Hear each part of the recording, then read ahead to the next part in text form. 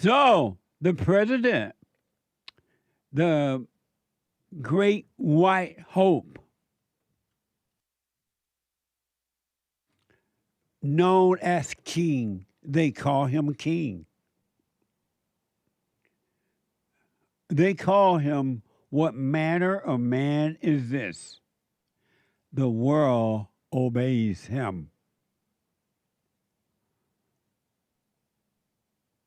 They call him the president of the United States of America, who is making America great again, even if you don't want it.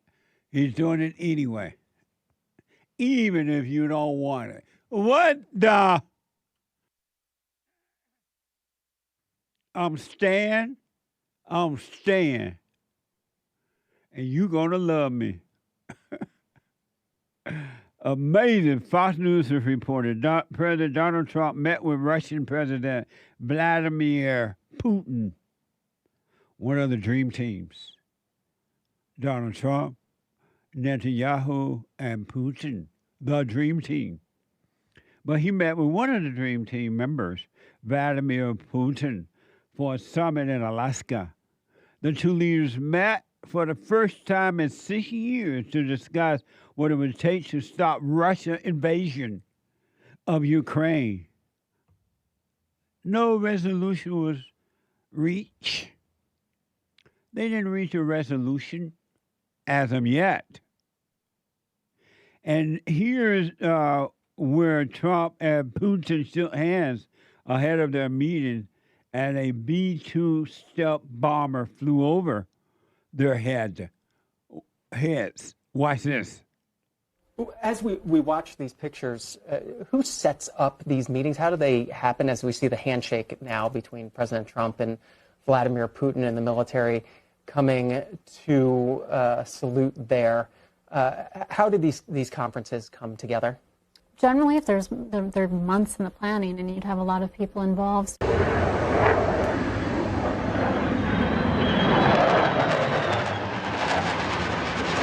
Power of America. The power. Remember when America was weak and Putin and everybody just ran over America? He's back. I love the way Donald Trump, when he shakes Putin or other people's hand, he grab it and he draw them toward him. What the? Stand alive. Stand alive. Stand alive. It's amazing. And so here's Trump doing a live news conference after the summit, stating that he and Putin made great progress. Watch this. I believe we had a very productive meeting. There were many, many points that we agreed on, most of them, I would say.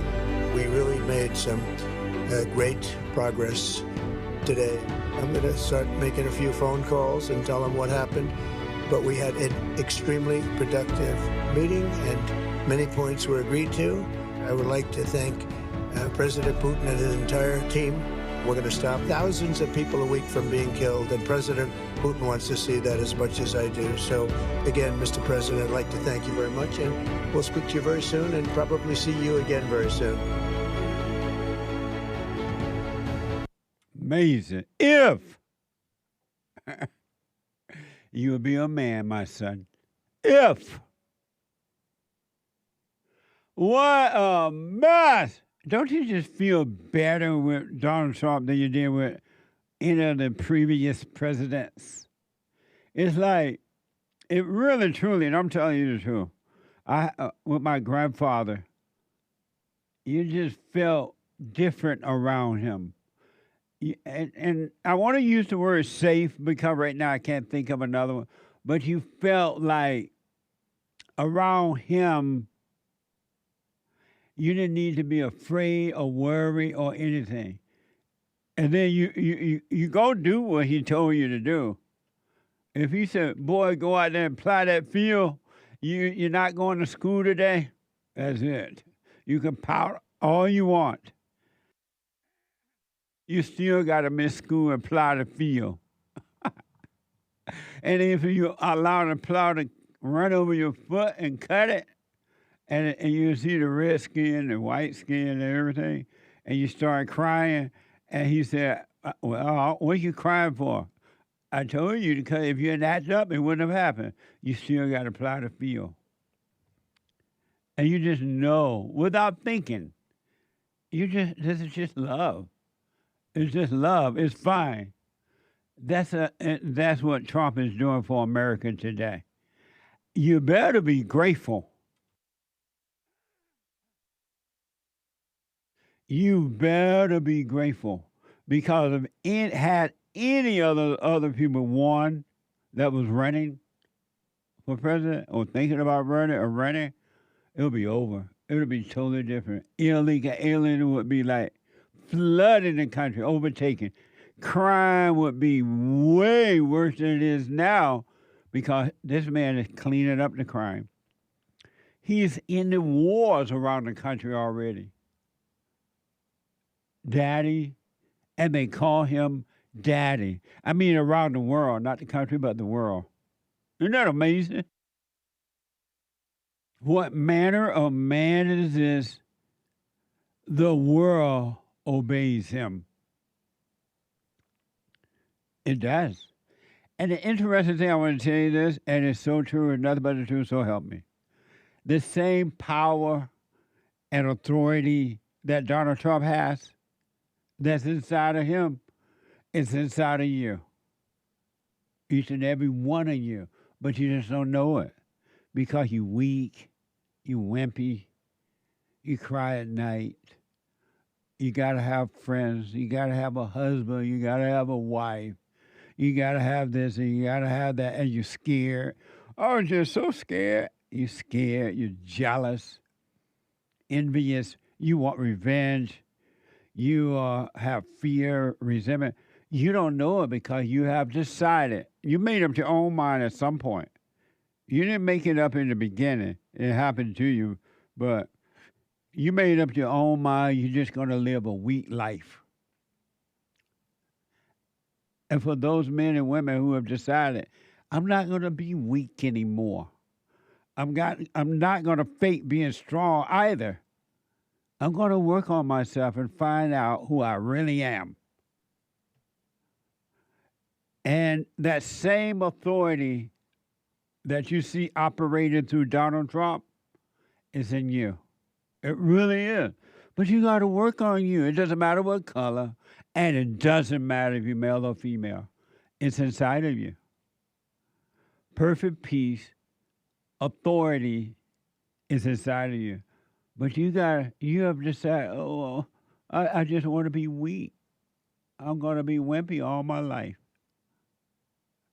And I'm going to blame others, and I'm going to be mad at others, and I'm going to be lonely, and I'm going to be afraid. I'm going to be suicidal.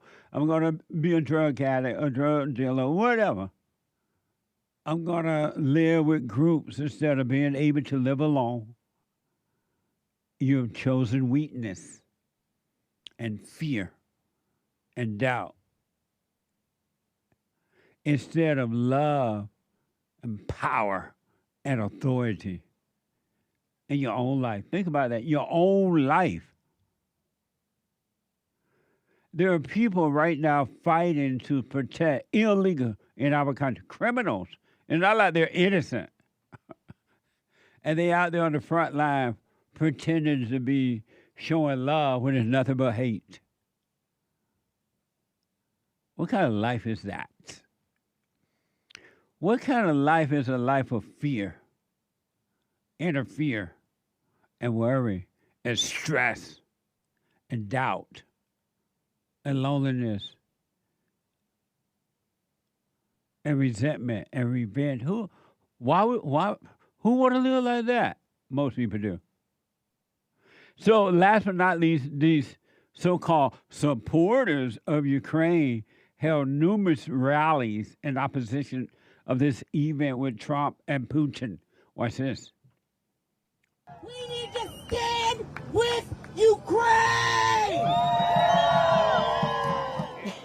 Trump thinks he can negotiate anything. He can't negotiate himself out of a paper bag. They are our allies. Russia is our enemy. Let's not get it twisted. This is just grandstanding for Donald Trump. He likes to look good and think he's doing something, but he's not doing anything. And meeting with Putin is, I mean, actually, I don't know who's worse in terms of making a deal and not actually adhering to it.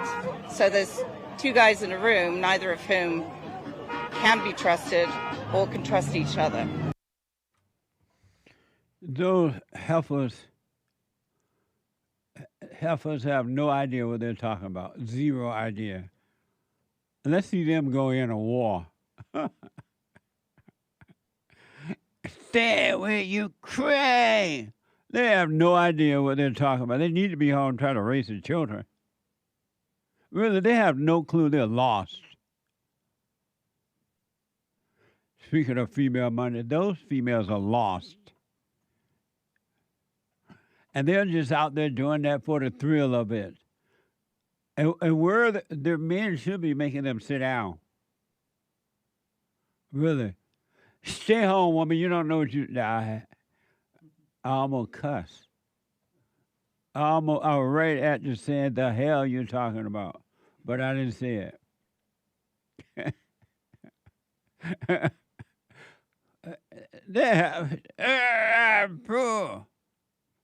You go, let me see you in the war with Putin. Let me go to LACEY out of Oklahoma.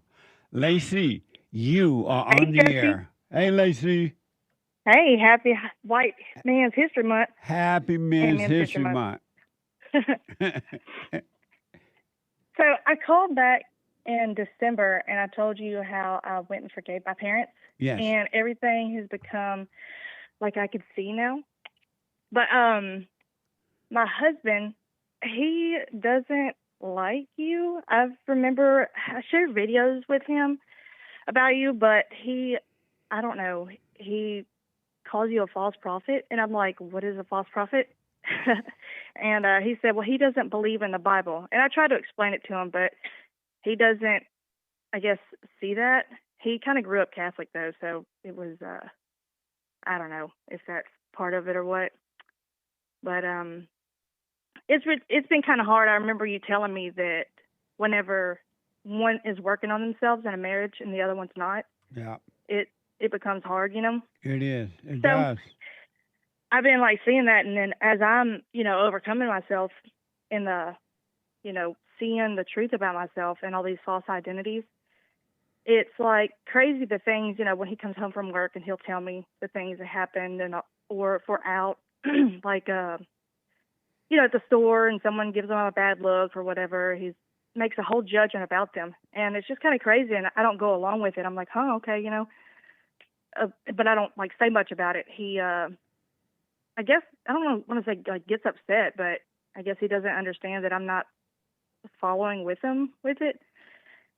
And anyways, I remember him telling me one time, this was like recently too, that I had sat down with him and told him that I was sorry for like a lot of the things that I realized that, I've done in our marriage, and like resentment and stuff like that, holding against him, and a whole big deal, And I thought we were getting somewhere, and it might have helped, I don't know.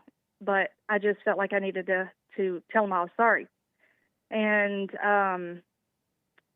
then we started talking about you again, and he was like, oh, you're still listening to that guy. I'm like, well, yeah, because I like listening to the show, and I listen to the fellowship too. And he told me, he's like, well, you don't obey me because I don't want you to listen to him. And so I was like, you don't want me to listen to you anymore. That's kind of wild. And is that wrong for me to still listen to you? If he, I asked him why, and he says, because I don't believe that, I don't believe what he says. I think that he's wrong. And I said, well, I can stop listening to him, but I can see now. So it doesn't matter. But my eyes have been open, and I see life the way that it is now. And so I don't know if I guess the light in me is bugging him. And maybe. And your question for me is what? is that wrong? Is what wrong? Like if I tell him that I still want to listen to your show, because he's told me before, he's like, I don't want you to listen to him. And I said, oh, I don't understand why. And then whenever I, was talking with him, I don't know, a couple weeks ago, and told him, that I was sorry for resenting him and stuff And so like your that. question for me is what? Is that not obeying him? Hold If I on. Let me still take a listen to quick break. Don't hang up, Lacey. Hold on. I want to go quickly back to Lacey. Lacey, why do you have to mention me at all? Why can't you just quietly work on yourself? Because to obey your husband is you just don't resent him. And since you are married, you're home, you take care of the stuff around the house. But knowing that he, based on what you're saying, he is not working on himself, he can't help you spiritually anyway. Only you can do that by working on yourself. Why don't you just not mention me at all and just quietly work on you? Yeah. No, I guess he notices that the was a language. Like if question. okay. I won't mention you. Whenever I tell him like the things that I'm going through, like things that I've realized about myself, I guess he hears the language or something. I don't know. But And why then do you says, even "You've have been to listening to that tell guy." him that he's not going to understand if he's not working on himself? He's not going to understand what you mean at all. Oh, because it'll be a lot of times like when we're riding in the car and I'll be going through, I'm guessing it's part of like overcoming. I don't know if it's like part of the, I don't know, the spirits or something, and where I'll feel it, and I could feel them. It's like a moment of depression, but I'm not depressed, but I can know it's them in my mind trying to, and he'll ask me what's wrong. And I told him one day, I was like, nothing's wrong. I'm trying to get over this thing and not react with it. The thoughts that are, going in my mind and just seeing them and overcoming them. And sometimes it just, I don't know if he sees it on my face or something. I don't know.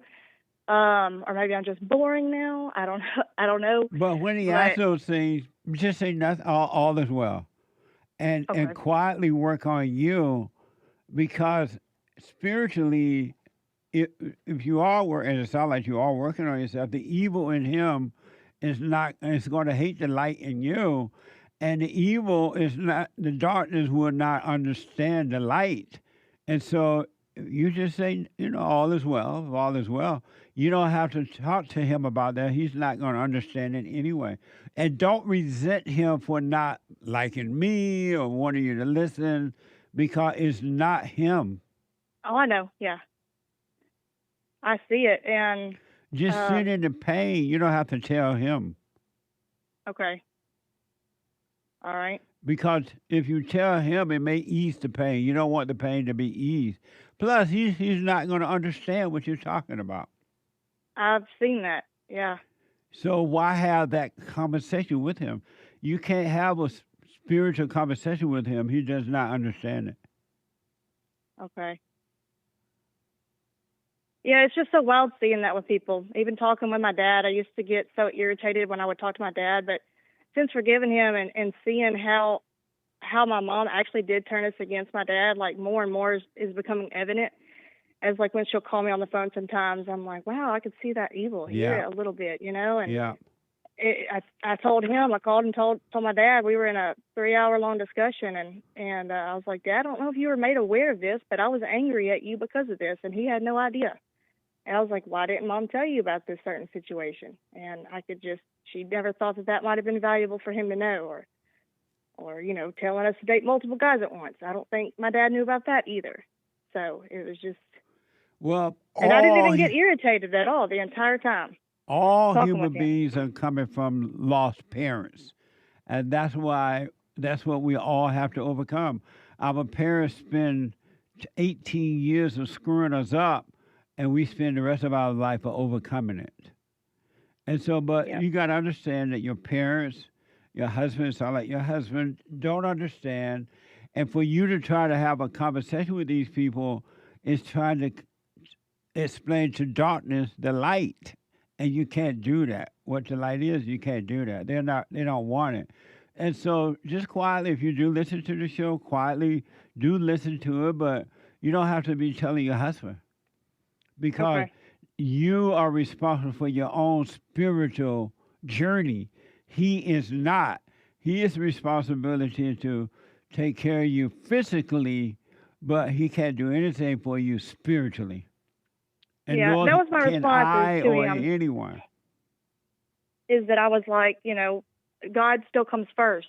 Even if you're telling me to go and murder someone, that's still not right. That's not to obey you. Right. That's not what that means. And when he tell you don't work on yourself, don't listen to Jesse, don't listen to that show, don't he can't tell you that either because he's keeping you in darkness. Yeah, that's what I told him. Said I can see now, like it's helping. Why do you want me to stop? Because he's not of the light. You got to Yep. understand that, but don't be angry at him about it. Leave him in his darkness. Don't judge him. Don't be mad, and you just quietly work on you. Yep. Why tell him what you're doing when you know it's only going to make him mad? I don't know. I'm guessing I hope that maybe he could understand it somewhat. Why do you hope But- that? That's insane. I guess so. You can't hope that for anyone. They have to want it for themselves. Yeah. Even God is not going to impose on him. If he doesn't want it, he'll just leave him in his hell. Why shouldn't you? Yeah. And he listens to the Bible going to work and all the scripture. I was like, how do you still, he'll say something and I'm like, how do you still not understand that? But I get it. But I don't say it, Yeah. But he's listening to the Bible constantly, but he has no understanding of it. And I said, what do you do that for then?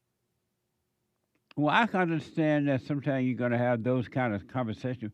Even try to avoid those conversations, but sometimes they will come up. But just don't resent him and just quietly work on you. Okay. And get rid of this idea that you hope that he will wake up. You can't hope that for anyone. You don't have the right to do that. I don't have the right to hope that for anyone. Each individual adult, he or she, are responsible for themselves. Leave them in their hell because they'll hurt you when you try. If you try to bring them out of their hell and they don't want to come out, they'll take it out on you. Yeah, I've seen that where he try to catch me like Satan would try to catch me, Yeah. If I do something, he's like, oh, you're judging. I was like, I'm not judging. I'm not upset. I could see this right now. But anyway. So just relax. You can continue to listen to the show, the church, but you don't need to share that with him. He doesn't want to hear it. Yep, And you need to respect that. that's true. Do you believe in life after love? I can feel something inside myself. So just work on you. Stay with it, stay with it, stay with it, all right? All right. And again, don't judge him for not working on himself. Just understand he cannot see, and don't judge him. Okay. Yeah, that's what I've been doing. I've been seeing it and understanding that, yeah, he just can't. And maybe one day he will. Maybe one day he won't. And don't impose the truth on him. Or Okay. try to impose. He doesn't want it. All right. This is one journey that each individual, male or female, no matter the color, money, and status, because so-called status, you got to travel alone. This is one trip you got to, married or not married, children or no children. This is one journey only you can take, and you only have to take it alone. You cannot bring along anyone. You can't make anyone want it. You can't drag anyone with you. You can't take the crowd. You must travel this road alone. Yeah, it's hard. It's hard. What's hard? It's hard, I realized that recently. I think I don't know if I told him or told my sister that, but I said I have to do this alone. Like, Yeah. and it feels that even extra alone because I'm in a marriage and we have a child and I'm having to go through this, and it feels like, there's war against me in my own house, like, because They we're are married and it's against you. divided. The darkness is against the light, but that's on them. It has nothing to do with you. Yep. You just wish them well by not resenting them, and understand that they cannot see, they don't understand. Even your own adult children might not understand it if they're not working on themselves. You have to leave them behind. Yeah.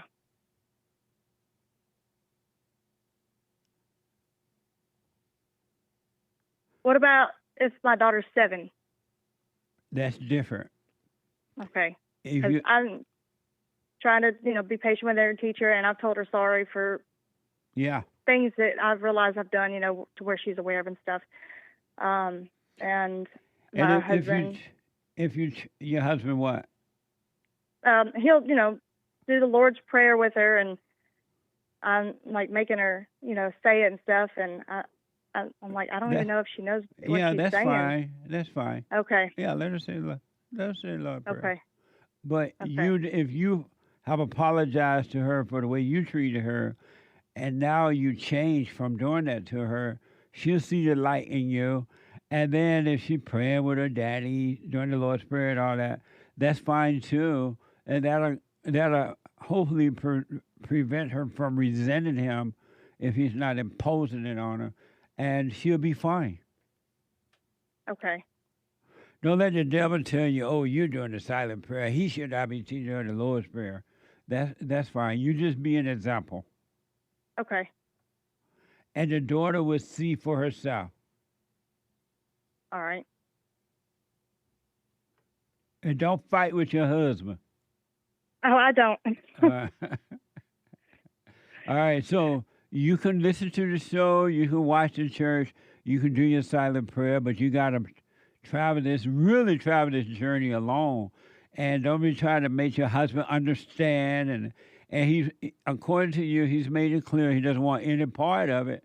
Don't impose it on him. You just have to travel it alone. Okay. All right? All right. Any questions? Nope, that's all. All right. I wish you well.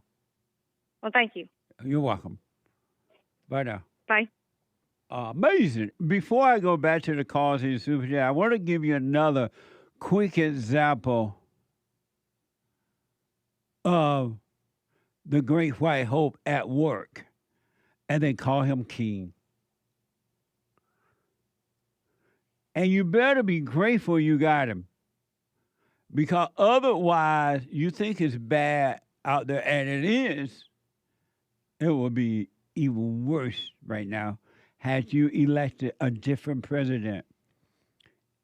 Nobody could do what the Great White Hope is doing in such a fast time, too. Fast pace. He's not even there a year yet, right, James?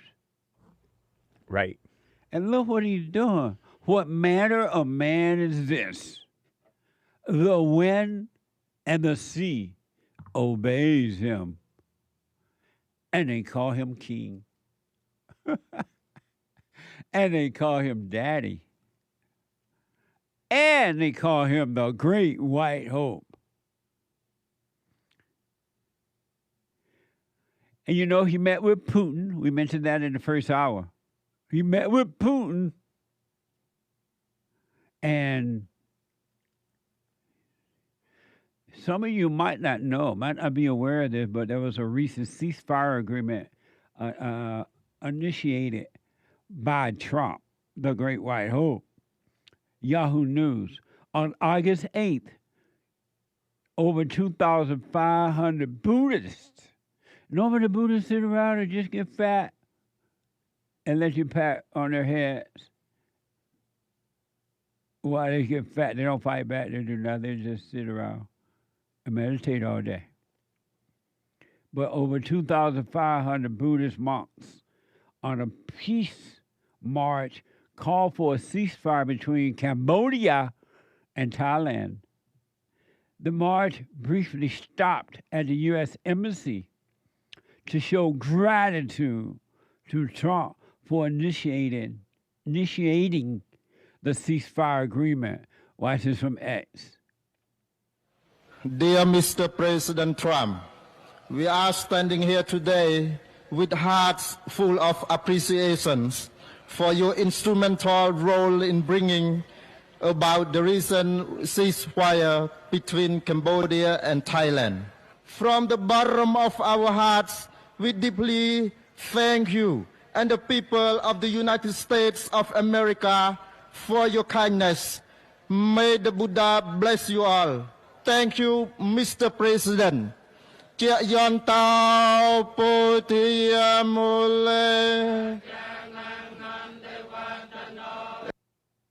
That's deep. You better be grateful. The Buddhist people are so lazy they wear sheets. They don't put on clothes. They just put on the sheet that they sleep in under. That's amazing. What manner of man is this? The wind and sea obeys him. Think about that. You better be grateful you have this man in the United States of America. He could be living over there in Buddhist wearing a sheet and not helping you. And I think most Americans are grateful now. Even in Washington, D.C., where they're cleaning up the crime. And I hear that there are some citizens in Chicago, Chi-Town, that want President Trump to come there, go there and clean up the crime. We'll see what happens. 888-7753-773. Let me go to Christopher out of Virginia. Christopher, you are on the air. Christopher? Hey, how you doing, Jesse? All is well. You're on the air. That's good. I just had a question. So, based on your experience and your journey, why do you think God allowed man to fall, and what is the lesson, in your opinion, that we are to learn from this catastrophe? He allowed it to happen because it's up to the man to love God or want to be God. And so by the man listening to the woman, he decided he wanted to be God. And so God let that happen. And as a result of that happening, children can be born through the mother rather than God having to create them from the earth with his bare hands. Okay. All right. So, like, how would you increase your faith? By not increasing my faith. There's no such thing as increasing your faith. What? Okay. Where do you get that question from? What kind of question is that? I mean, well, just what a caller said earlier. I think it was dealing with Peter. But Peter, like, basically asked Christ could he come on the water with him, and then Peter started like sinking into the ocean.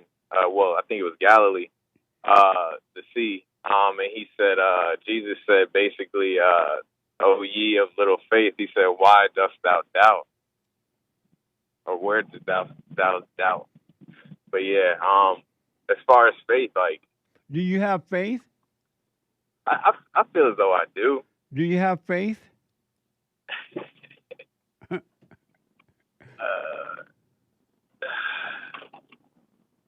I mean, I'll say I do. You have faith? Yes. And how do you know you have faith in what? In Christ, in the Most High. And how do you know you have faith? When you say Christ, the Most High, what do you mean by that? Like basically the Creator. I mean, they're obviously separate, but that's obviously where the light is. So you have who you have faith in? You're saying which one? Yeah. I mean, he said, "I and the Father are one," and then the Word became flesh. So, I mean, I'll say the Most High, What that mean, the Most High? like God, the Creator. So who do you have faith in, the Christ or the Son, the Father or the Son? That's a good question, but I'll say the Father. And why do you say that? I mean, the Father, he created everything,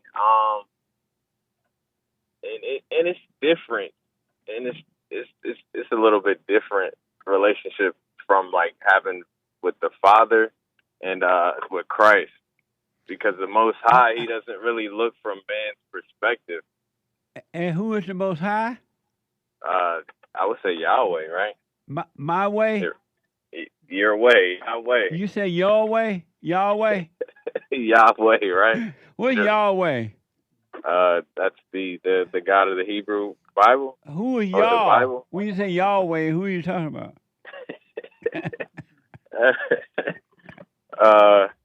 What a mess. Yeah. Are you one of the black Israelites? I say Israelites, but like black, no. You white? No. You Mexican? No. You Japanese? Nope. You Chinese? Oh. Nope. What's your race? Shoot, that's a good question. I think it was like taken. Your race is taken? What race is Yeah. that? Shoot, Jew. So you're Jewish? I would say Jew. There's a difference between Jew and Jewish, right? Are you black? But you're not black in skin color? I wouldn't say black, no. What color are you then? I'm brown in skin color. So who do you belong to, the Jews or the blacks? I think I'm stuck in between both. And so you're Israelite? You believe you like one of those Hebrew Israelite people? Right. Oh, so that's why you speaking that way, the Most High? Right. The Creator. Oh. I mean, he has many names, right? And so, and when you say your identity was taken, what was your identity? What identity was taken from you? It's so complex because, I mean, that's kind of why the world is the way it is now. But yeah, just through history. What identity was taken from?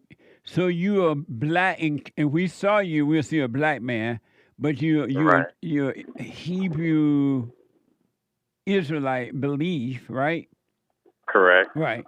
And so, what identity was taken away from you? Hebrew. And right. I'm sorry. But yes, you're right.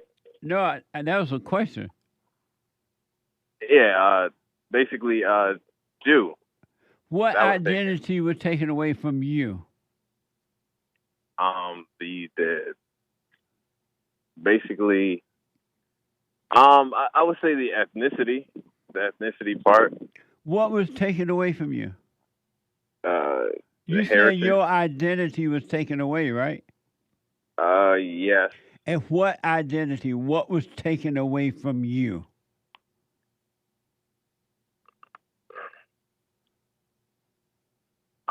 I would say that's a good question. I don't really know how to put it though. But so why you think something was taken there? What the? I mean, because colored people in America are misplaced. What? That's just. I would say colored people in America. Hello? Something wrong with your phone, man. Maybe the Jew took that too. I'm sorry. You kind of like disconnected a little bit. Right. Something happened. You said that color. What happened? Oh, yeah, color. Are you on a Bluetooth or something? No, it just connected to it. But I'm saying colored people are misplaced in America. So what was taken away from you? Like me as an individual? No. What was taken away from you? I would say my heritage. Yeah, what do you mean? What heritage was taken away from you?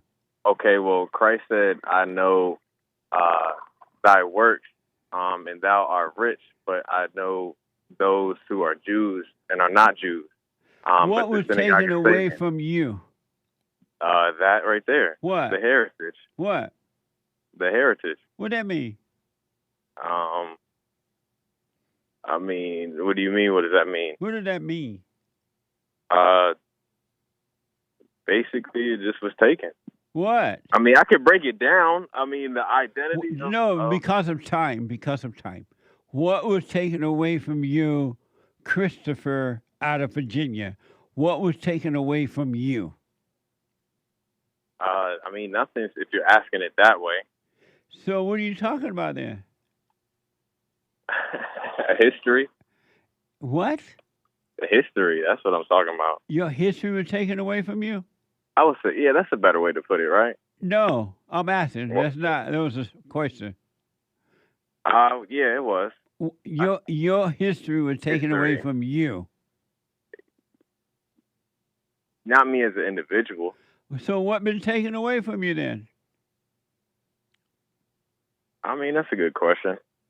That's a good question. Because I'm searching, but I mean, obviously not for nothing. What are you searching for? Just the truth. And what is the truth?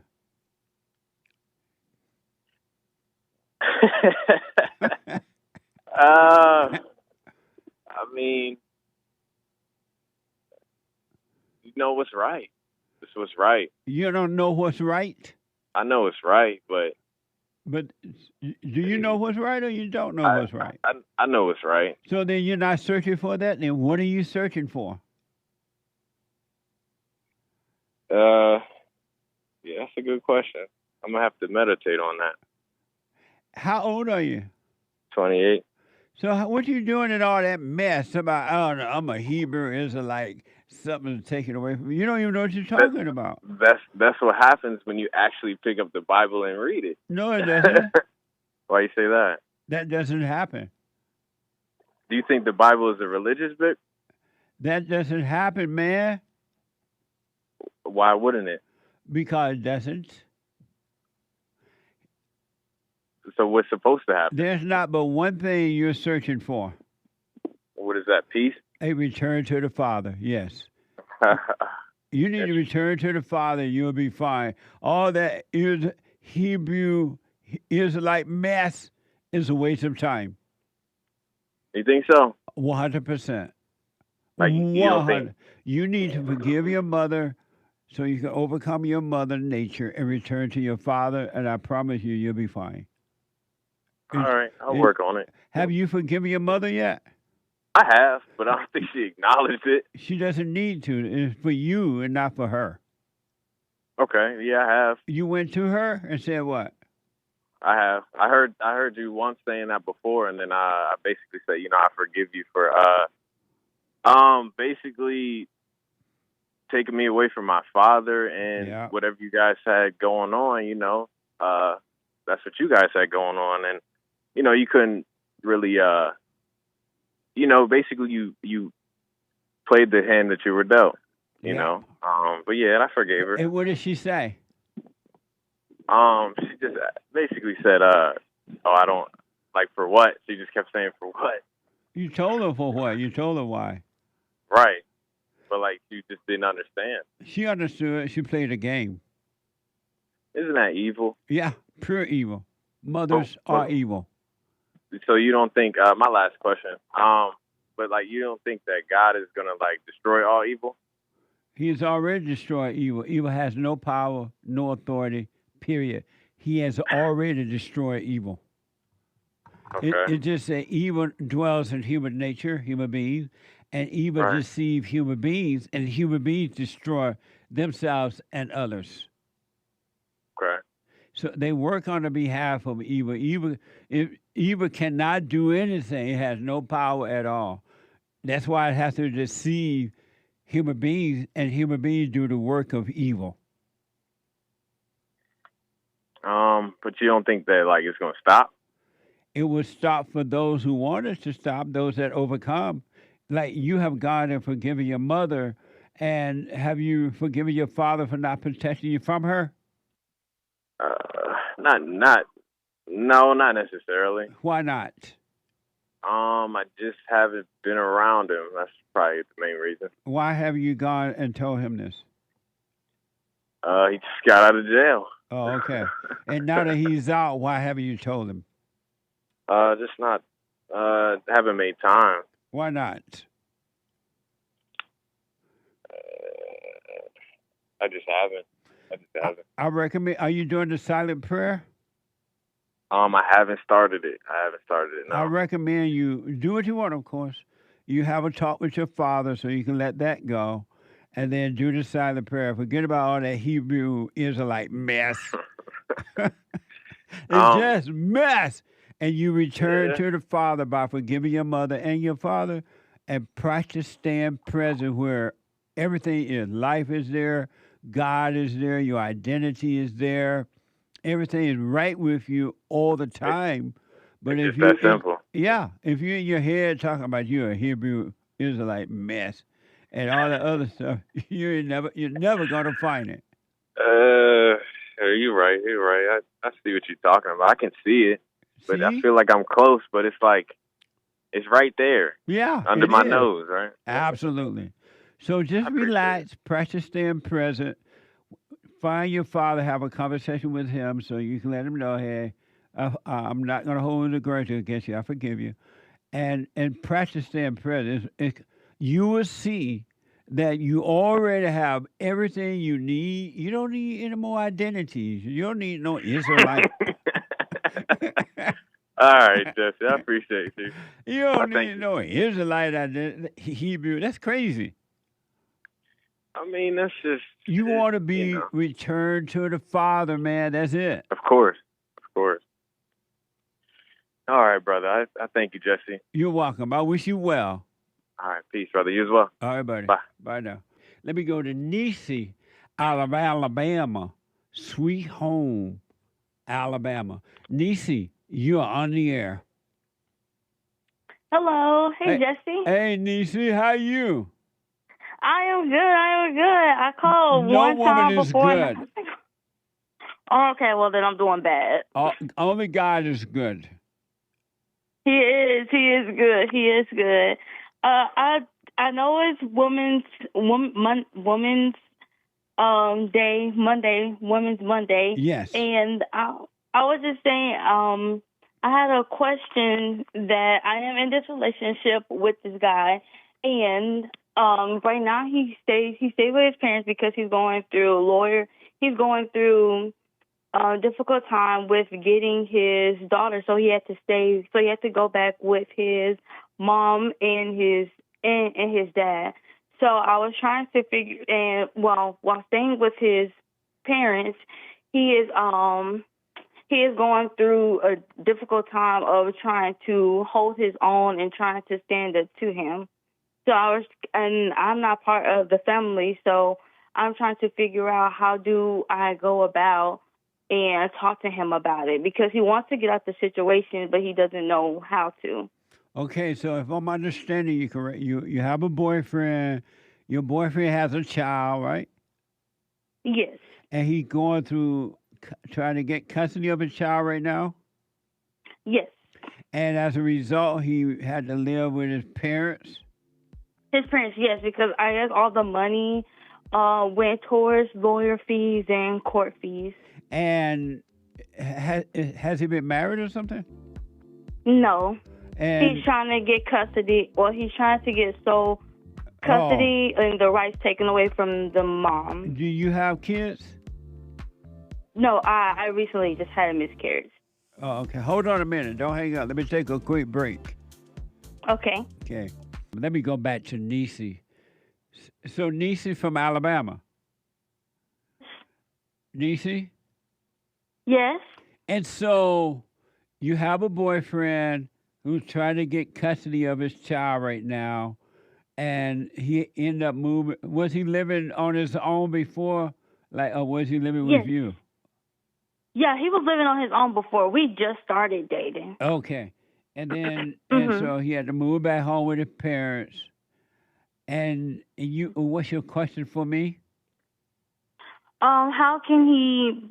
What is something he can do to get out of the situation with his parents? Because his parents have him doing a lot of hard work because they are helping him pay for like court fees, but they yell at him and they scream at him, even though he is a grown man, and they tell him that they want him to get out the house and everything. How can he stop being a beta male towards his parents and like start being an alpha male, you know? He got to forgive them. He got to forgive his mother and father. And so God can forgive him, and then he can start really moving on. But why are you involved with a guy with all these problems? Well, because before then I was involved with a whole bunch of other guys with other problems too, because I used to date a guy, I dated a guy, he was in jail. I dated another guy and he didn't have anything. He had some stuff going on for himself, but then this guy, he's white. And so it was different for me because I dated a lot of black guys. So I was like, oh, okay, well, let me date this white guy. It might be a different atmosphere. But, like, he seems like he has a lot of other things going on good for himself. He has a job and a car. It's just the only thing about it is him staying with his parents so that he can save his money back up. Why are you picking so many bad guys? I have no idea. I guess it's just, I have no idea. I guess it's being a female, and like females have like that nurturing spirit where they have to go and take care of people, I'm guessing. How old are you? Cause I'm 24. So you're 24 years old. You live on your own? Yes. And you have no kids? No. You never been married? No. And you have a job? Yes. So how did you have a miscarry? I think it was just. I mean, you had a baby for this. Were you pregnant for this guy? No. You pregnant? Were you? So you didn't just have a miscarry. You had a while back. July 11th. Of this year? Of this year. Yes. You had a miscarriage during White History Month? Yeah, I did. I know. It's crazy. Miscarriage on White History Month. What's up? And was it for a white man? No, a black. A black man. And what happened to that boy? Was he your boyfriend? No, we were only just supposed to be talking. And then, And then what? I said we were only supposed to be. It was just basically hooking up, and I found out I was pregnant, and that was it. So I found out I was pregnant, and the guy, he really didn't want anything to do with the child once I told him. So I just basically had my family, and then this white guy, the white guy who I'm talking to, he stepped in and he helped me, like was consoling me during this whole process of me going to during the whole miscarriage process. So if you and this guy were just talking, how you end up getting pregnant? We was hooking up. We was having sex. Oh. You're doing more than talking then. What the? No. We were hooking up also. So. Why were you hooking up? I don't want to blame. I don't want to make an excuse, but during like, I don't know. I mean, because I guess I kind of felt alone, but I wasn't alone. I guess it was just me, like, just trying to find friends. Because I was down here in Alabama, and my dad had moved back to Georgia, and so all the friends that I had, they weren't good friends. They would like get me in trouble, or we would all get in trouble. Yeah. And so I was just trying to find somebody who I can just like have friends with, or I was trying to fit in also. Because in this time, it's like sex is the number one thing that you can have. So it's like if you have sex, you're popular. So that's pretty much what I was rolling with. So did you become popular because you were having sex? No, I didn't even become popular because I was having sex. No. Did you become popular at all? I did, but then it all fell down when I started to get myself together. Oh, And started moving away from that crowd. Nice. Here's what I recommend, nieces. Really, don't try to be popular, or don't try not to be popular. Don't try to be popular. Don't try to be anything. I want to encourage you to. Are you doing the silent prayer? I have to start back doing the silent prayer because I kind of strayed away from it, and I have to get back to doing it. Well, and you forgiving your parents? I have. So here's what you do. Go back to the silent prayer and practice being present, all right? Meaning don't be lost in your head thinking about a man or thinking about your friends or thinking about what you have or don't have or how popular you are or not. None of those things. Watch those thoughts, but don't call them you. And you practice staying present. And with this guy you're with now, let him go. He already has a child. You don't need somebody else's troubles. And don't look for a boyfriend or anything. You seek what's right by doing the silent prayer, practice staying present, go to work, and if it's meant for you to be married, God will add a man unto you and it will be perfect. It wouldn't be one with children or trying to have sex with you and all that mess. That's not love. That's not from God. You need to start working on overcoming your fallen state by seeking the truth first and put that before anything, and you'll be fine. Okay. Yes, sir. Don't try to fit in or anything. And this guy the white guy that you're dating, wish him well, but leave him alone. Let him go. He got too many problems. You don't need him. You're going to find yourself caught up trying to save him, and it'll just be a mess for you. Mm-hmm. You've never been married before and all that kind of stuff. You don't have any children. Well, just work on your spiritual life. You'll be fine. Okay. Thank you. And so wish that guy well. Let him stay home with his parents. Let him figure that out. Don't be trying to figure out his issues. You can't help him. Mm-hmm. You can't save him. You can't help him. You got to work on you. Okay. That's what I'll do then. Just work on myself. Yeah, just work on you. Yeah. And if you feel lonely, just know the feelings are not yours, and they're not. You do feel it, but they're not you. Don't call them you. Right. You got to stay with the prayer though, and then you got to practice staying present. God said to pray without ceasing, meaning never go unconscious. Meaning don't be in your head thinking about people, places, and things, and what you have or don't have, or trying to be popular or any of that stuff. Okay. Yeah, I stopped doing that too because my dad tells me the same thing. Yeah. And you will have an amazing life if you put first thing first, meaning seeking the kingdom of God first. And stop having sex out of wedlock and all that mess. Those guys don't care about you. They just care about the sex. Yeah, I stopped doing that too. Right on. Of course. Yeah, stop that and just work on your spiritual life, all right? Okay, thank you. And so as far as trying to help this guy, let him stay with his parents, let him figure out his own stuff. There's nothing you can do for him at all. Okay. But don't judge him. Don't be mad at him. I'm judging. Just wish him well, but stay out. Just say no to him concerning you. Okay. I will. Let me know how it goes, all right?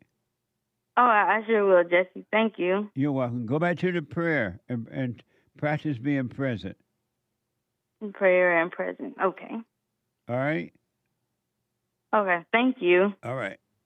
Bye. Bye. Amazing. Here is nothing but proof that it's not going to get better. It's only getting worse. As long as you pretend that women can lead.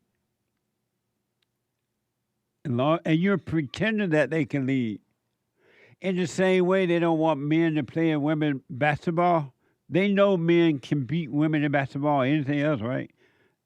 It's the same way in real life, too. Family life and everything.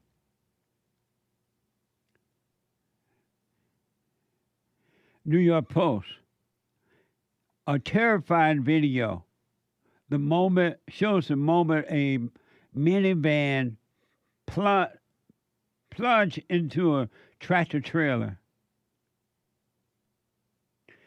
making an outrageous road U-turn on a Florida highway last week, with all 3 people in the van killed, and the truck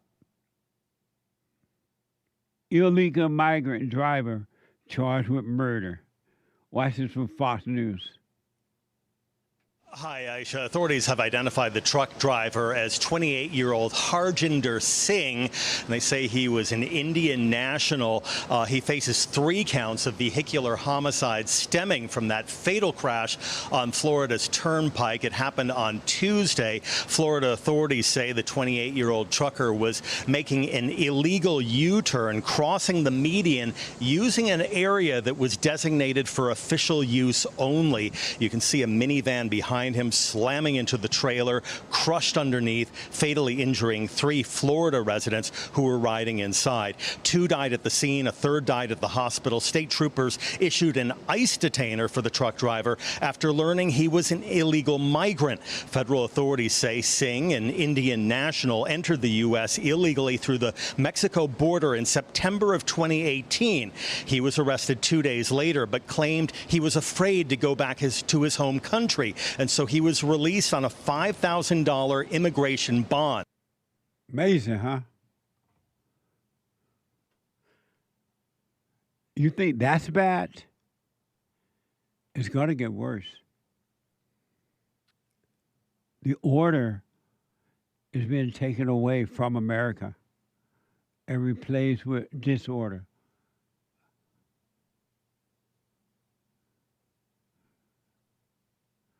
And the White House slammed California for granting the illegal immigrant a commercial driver's license. Watch this from Fox News. The White House's rapid response social media account reposted a video of the accident with a statement criticizing the state of California for granting Singh a commercial driver's license. The California governor's press office quickly responded that Singh entered the U.S. during President Trump's first term and before Gavin Newsom took office. But the Department of Homeland Security is pushing back, saying in a statement to Fox News, 3 innocent people were killed in Florida because Gavin Newsom's California DMV issued an illegal alien a commercial driver's license. This state of governance is asinine. Singh is currently being held in San Joaquin County, California. He's expected to be extradited to the state of Florida sometime later this week. And Florida officials say that he will have to serve any time for a vehicular homicide conviction in that state before he is deported from the country. Amazing, huh? It's going to get worse. You got to get to know yourself so you can be in control of your own world. There's another world inside of you, another reality.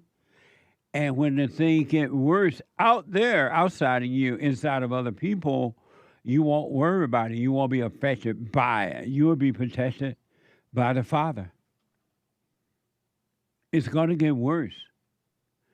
Look how bad schools are now because you have so-called female principals, female vice principal, female this and female that.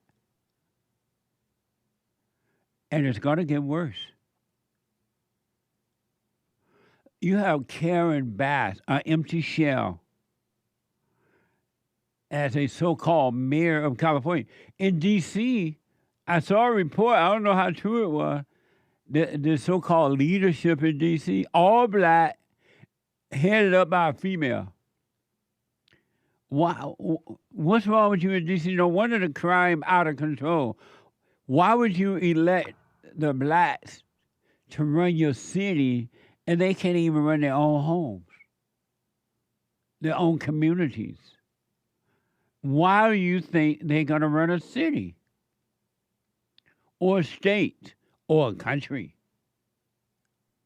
What's wrong with you? You try to be nice.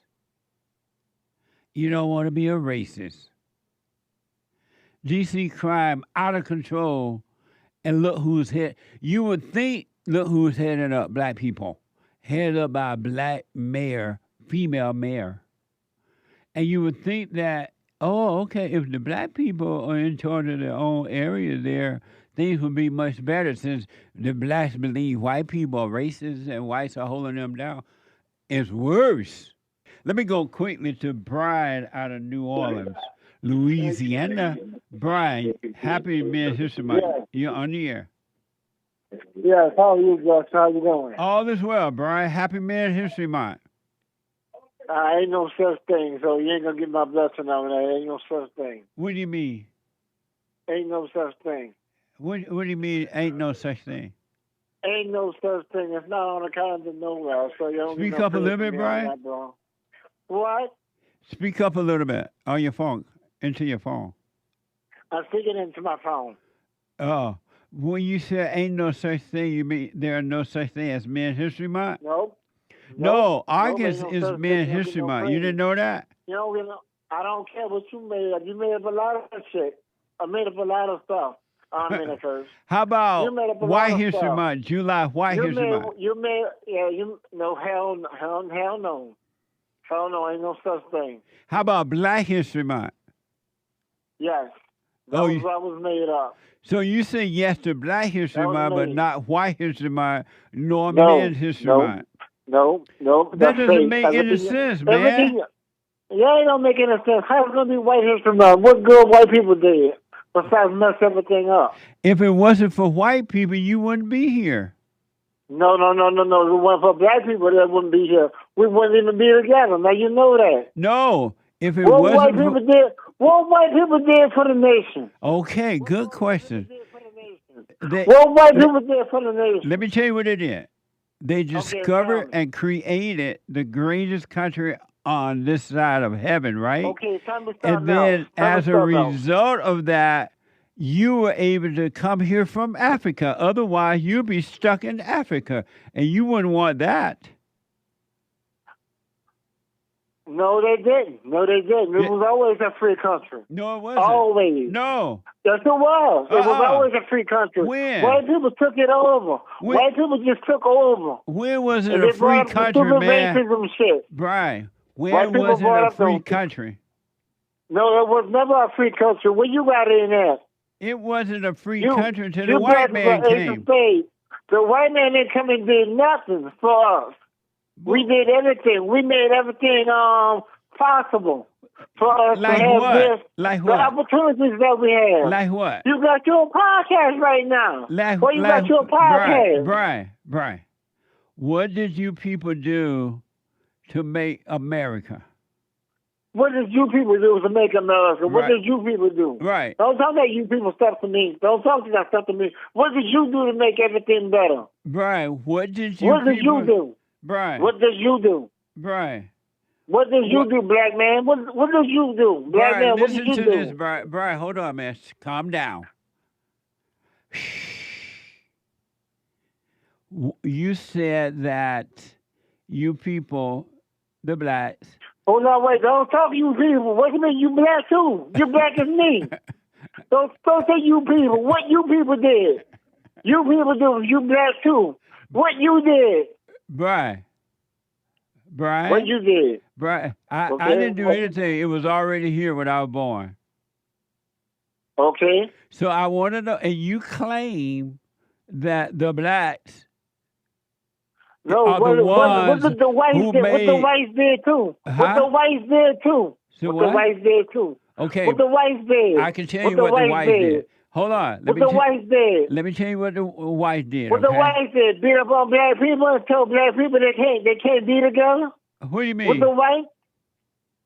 Okay, I remember a time when the white said, "Oh, I don't want no African Americans come and eat with us. I don't want to use the bathrooms with the African Americans. I don't want the African Americans to use. They got the same water problems as us. What was wrong with that? You remember that? Remember that? What was wrong with that? What you thought was wrong with that? What was wrong with What was wrong with that? What you thought? What you thought? Brian. What you thought? There was nothing wrong with it. Answer the question. Don't call my name. What's the question? Answer the question. What you thought was wrong with it? Brian, I was living in Alabama at the time. Hey, hold on, wait.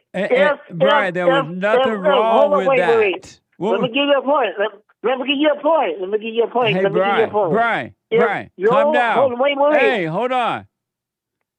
Calm down for a minute. Let's take a breath, all right? Bring it down.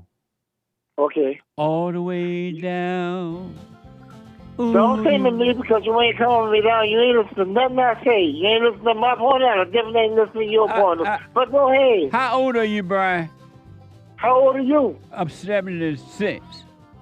Am I 76? Like I didn't how old are even you? want to know that. How old are you, I'm still not going to tell you. Why not? Because what difference does it make? It makes a big difference. Why? Because I will understand what they said that when you get older, you're supposed to become wiser, but you don't sound very wise. I'm very wise. How are you wise? I'm very wise. In what way? I'm very wise. In what way? What wise are you? How wise are you? In what way? How wise are you? Brian, call me again. I got to take a break. Hate news, not the break. Fake news. Back in a moment. They have put women in charge of America, and it is over. Whether you like it or not, accept it or not, say it or not, the authority is in the man. It's not in the woman. Women were created to lead. To follow. Women were created to follow, and men were created to lead. Even in the home. You can prove me wrong. Look at the home where men are not the head of the wives, not the light of the family. The wife and the children suffer. Because the men, even if they're in the home and they're not the light, and the woman can't look at the light and see the right way to go, she's going to screw your kids up. She's going to screw herself up and you. Because you need the light. And Satan knows that, evil knows that, and so evil is working through beta men, weak men, and women to put the woman in charge. And if you notice, everything is going to hell in a handbasket. Look how bad education is because the woman's in charge of education. Look how bad the churches are. The woman has been put in control of the churches. Look how our government gone to hell in a handbasket. Because the women are put in charge. Look how messed up the blacks are. The black female has been put in charge. It's just the way it is, and the truth is not going to change for you. Just because you refuse to seek first the kingdom of heaven and everything will be added to you, you don't want to keep that on your mind. Every decision you make will be the wrong one. Really, it would be impossible to make a right decision. I got proof that as women are being put in so-called leadership, kids don't obey the mother after 3 years old. They need the father to guide them then. After 3 years old, the mother stopped breastfeeding and mama the child, boy or girl. Then the child needs the father to lead them the rest of the way. A return to the father. That doesn't happen. Look at the world. Look at the homes. A mess. No peace in the family at all. Zero peace. It's not in her nature. She can't do something that she wasn't created to do just because you tell her to do it or let her do it. Here are examples of my country falling apart as a result of women's so-called leadership. So-called. It's not real. ABC 7. A 16-year-old boy was shot and killed Saturday night at a back-to-school party in Covina, California. Watch this from ABC 7. Police are trying to piece together what led up to a deadly shooting at a back-to-school pool party. Candles line the curb in tribute to a teen gunned down at a back-to-school party. Neighbors are stunned. This is a very peaceful community, and yeah, we're shocked to hear something like this happen. It happened Saturday, just after 10 p.m. Covina police responded to 911 callers reporting the sound of gunfire off East Camellia Drive. Authorities found this gun on the street. I hear maybe 2 times, boom, boom. Jeff lives nearby and estimates he saw more than 100 teens scattered throughout the crime scene. Why? Why made this trouble? I don't know why. Police say the teenage boy had been shot and taken to the hospital, where the 16-year-old was later confirmed dead. Witnesses at the event told us they were surprised how things took a violent turn. It was a house party. It was supposed to be like a swimming party for everybody. I have never heard an incident like this. Video captured police detaining young people. This person of interest spits at the camera. Another young person shouts the N-word while being detained by police. Investigators say they are still searching for the shooter. The spirit of evil come through the woman. The anger of the man is that of the woman. He's become like his mother and or grandmother who's ever raised him. And it's only going to get worse. It's not going to get better. You put the woman in charge, and it's not in her. She can only bring anger into the world. There was another violent situation there, team situation in South Carolina. This is from the New York Post. 9 teenagers in South Carolina were arrested in a plot to lure a 16-year-old boy to his death. And even the victim's girlfriend was in on the murderous scheme. This is according to authorities. Watch this from WMBF. 9 people have been charged now in connection to the deadly shooting of a Florence County teenager. 18-year-old Hunter Kendall, 18-year-old Corinne Belviso, and 17-year-old Sydney Kearns all booked into custody this week on murder charges. Along with 4 new suspects, we are still waiting for the sheriff's office to release their names. This comes after 16-year-old Trey Wright was shot and killed along North First Neck Road in Johnsonville. That was back in June. 2 other suspects, 19-year-old Devin Raper and 17-year-old Gianna Kistenmacher, were previously arrested in this case. And Raper is also charged with murder, we're told. Kistenmacher is charged with accessory before the fact after allegedly driving Raper to the scene of a crime. Amazing. It's going to only get worse. If you doubt me, look at this same anger that they're talking about here. It's the same anger that's driving black people insane. The blacks are angry because of the resentment of their mothers. I promise you that. And they're yearning for the father. Same thing here. It cannot get better, folks, in the way you're doing it. Do what you want with it, but it's not going to get better. You can prop the woman up as much you want and feel a thrill from it. You're going to catch hell. Every time you listen to the woman, you will suffer. What a mess, huh? And this has nothing to do with color.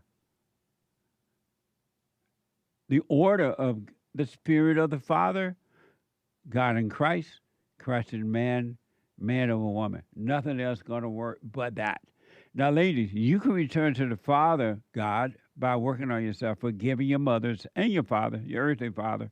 You'll be fine. Matter of fact, you have to do that on your own. The man can't help you with that. But you got to forgive your mothers.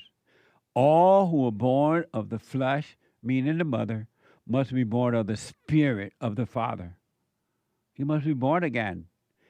And born again simply means you got to overcome the fallen state. Do what you want. Stay in your misery. I don't care. I'm not going to miss a sleep. I'm just pointing you to the source that will cause you to have perfect peace right here on earth. Isn't that amazing? The AG of South Carolina says juvenile crime is on the rise. That's what happened to the blacks. 70 years ago or so, the men turned it over to the females with the help of the government and the so-called civil rights leaders. You can't get welfare unless you get rid of the man, get rid of the father, and the government will take care of you, and we will be your leaders. Martin Luther King and all those crappy people. And the blacks turned their lives over to evil. Fox and Friends is reporting Attorney General of South Carolina, Alan Wilson, warned of rising teen violence and crime nationwide. Watch this. There's been a spike in teen-on-teen violence, and not just teen-on-teen violence, but teen violence in general, and it's a very alarming thing. We've met with the FBI on several movements like the 764 Gore movement, which teens are recruiting other teams to perform violent and gory acts against themselves and other people, including suicide on social media websites. We're seeing gangs recruit kids as young as 10 years old because they're sophisticated enterprises, and they know that these children can't be incarcerated as long when they're caught by police officers. Isn't that amazing? The spirit of the mother. And it's not her spirit, though. It's the evil in her that's been passed on to the children. And the poor father, they've been defeated because their mother's spirit has been passed on to them. And they don't know what to do with the woman. They don't know how to deal with a woman because the woman is their God. Because they hate the mother. Whatever you hate become your God. It controls you. What was the last name or wasn't it? I was remarking that last news story that one of the boys' names was Devin. His last name was Raper. So I just thought it was an unfortunate last name. What a fitting name. No, I'm saying. It's going to only get worse. The blacks have gone out of control, violent crime. Remember when white people had two parents, when the father and the mother was together in the home, the white kids weren't acting this way. But no, they decided we want the white woman to lead too. We want the white woman to be like the black woman. And look at the mess. One last one, and then I'll get to your calls. I'm warning you. Do what you want. Believe what you want. I don't care. It's going to only get worse. And the blacks are not going to get better until they forgive their mothers. This has nothing to do with slavery or Jim Crow or whatever else they're blaming. It's all a lie, straight out of hell. If the blacks were to forgive their mother and return to their father, they'll have peace just like that. It'll be over. One last one for now. ABC News. Parents in one of New Jersey's township could face fines or jail time if their children causes a public disturbance. This is according to a new ordinance that went into effect last month. Watch this from ABC News. One town in New Jersey is putting parents on notice. You can now face jail time for your kids' unruly behavior. We have a juvenile crisis in this country. This is not unique to Gloucester Township, but rather is symptomatic of a larger societal juvenile crisis. It comes after multiple incidents, including this brawl involving more than 500 kids and young adults last year, which left 3 police officers injured. Under a new ordinance in Gloucester Township, parents can now be held accountable for their kids' public disturbances or dozens of other misbehaviors, from crimes to chronic truancy at school. This is about warning parents and due process. It is about them being responsible for their children. Parents could face up to 3 months in jail if their child under 18 is found guilty of certain offenses, and they can be fined up to $2,000. Many times interviewing the parents, they had no idea who their kids were with, what they were doing, and what they were up to. And that's got to change as a parent. We have to be responsible for our children. Critics of the new law say putting parents in jail will pull them away from their other kids, further disrupting the household.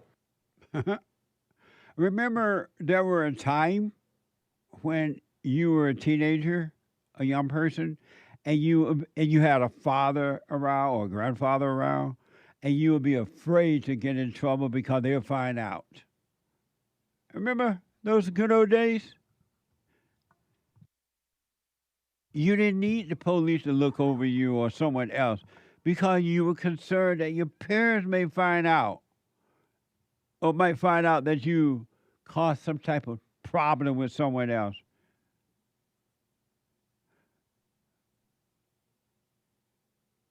But if the mother in charge, you don't care about that. You don't care about mama finding out you've been in a fight or that you stole something or that you robbed a bank or you got drunk. You don't care if mama's not going to do anything, but come on in, baby, get some rest.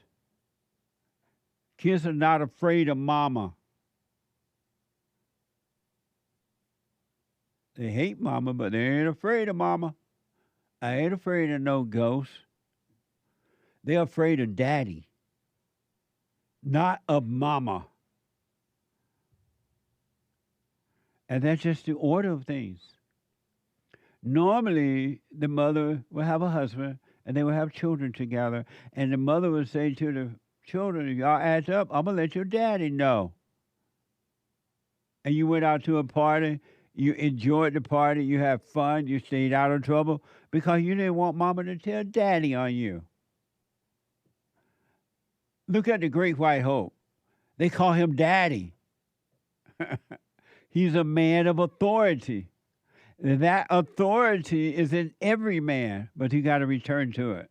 If every human being understood what I just said about having no identity at all, zero identity, you didn't identify with anything. Fights were in, loneliness were in, looking for love were in, jealousy and strife were in. All wars were in. It would be peace on earth. It would be peace inside of you. And as a result, there would be peace on earth. There would be no more situation like this one from ABC 7. An unruly passenger. Excuse me, I've been talking a lot. I had to take Fallen State yesterday. An unruly passenger who yelled racist slurs during a flight to Los Angeles was retained by a fellow passenger. The flight from Virginia to LA had to be diverted to Colorado. Watch this from ABC 7.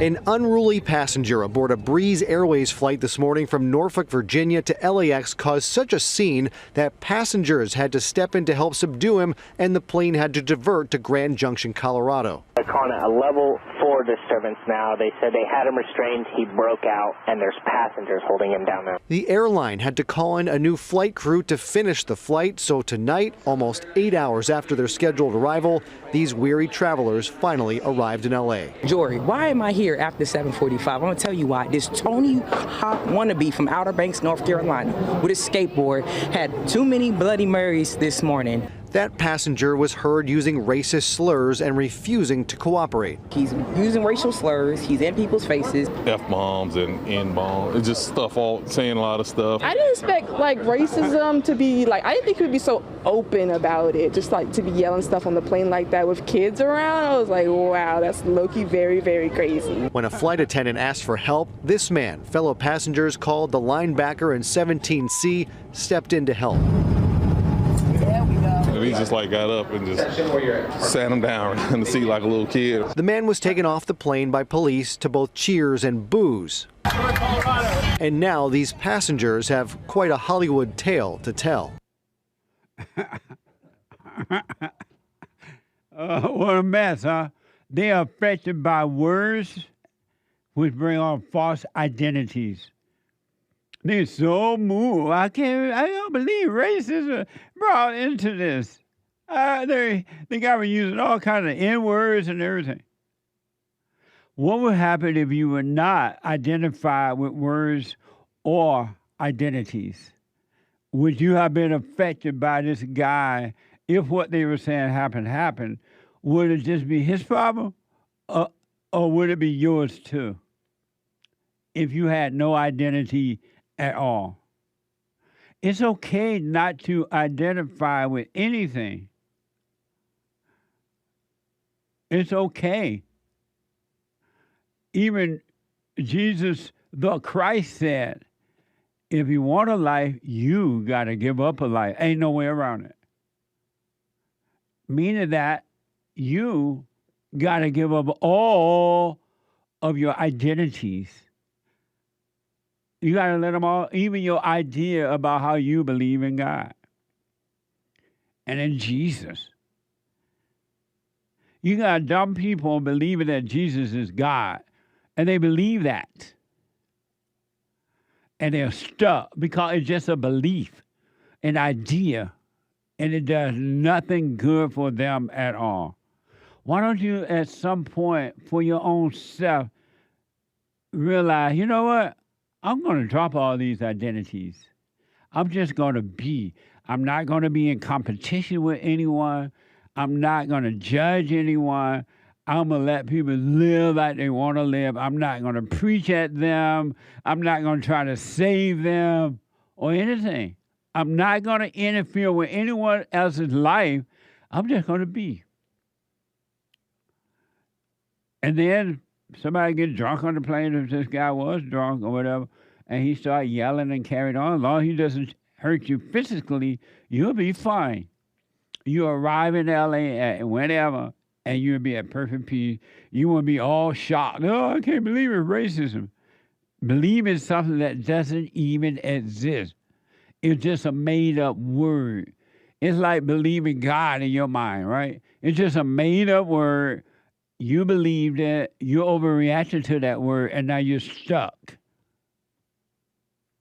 and easily motivated one way or another by a word. Think about that.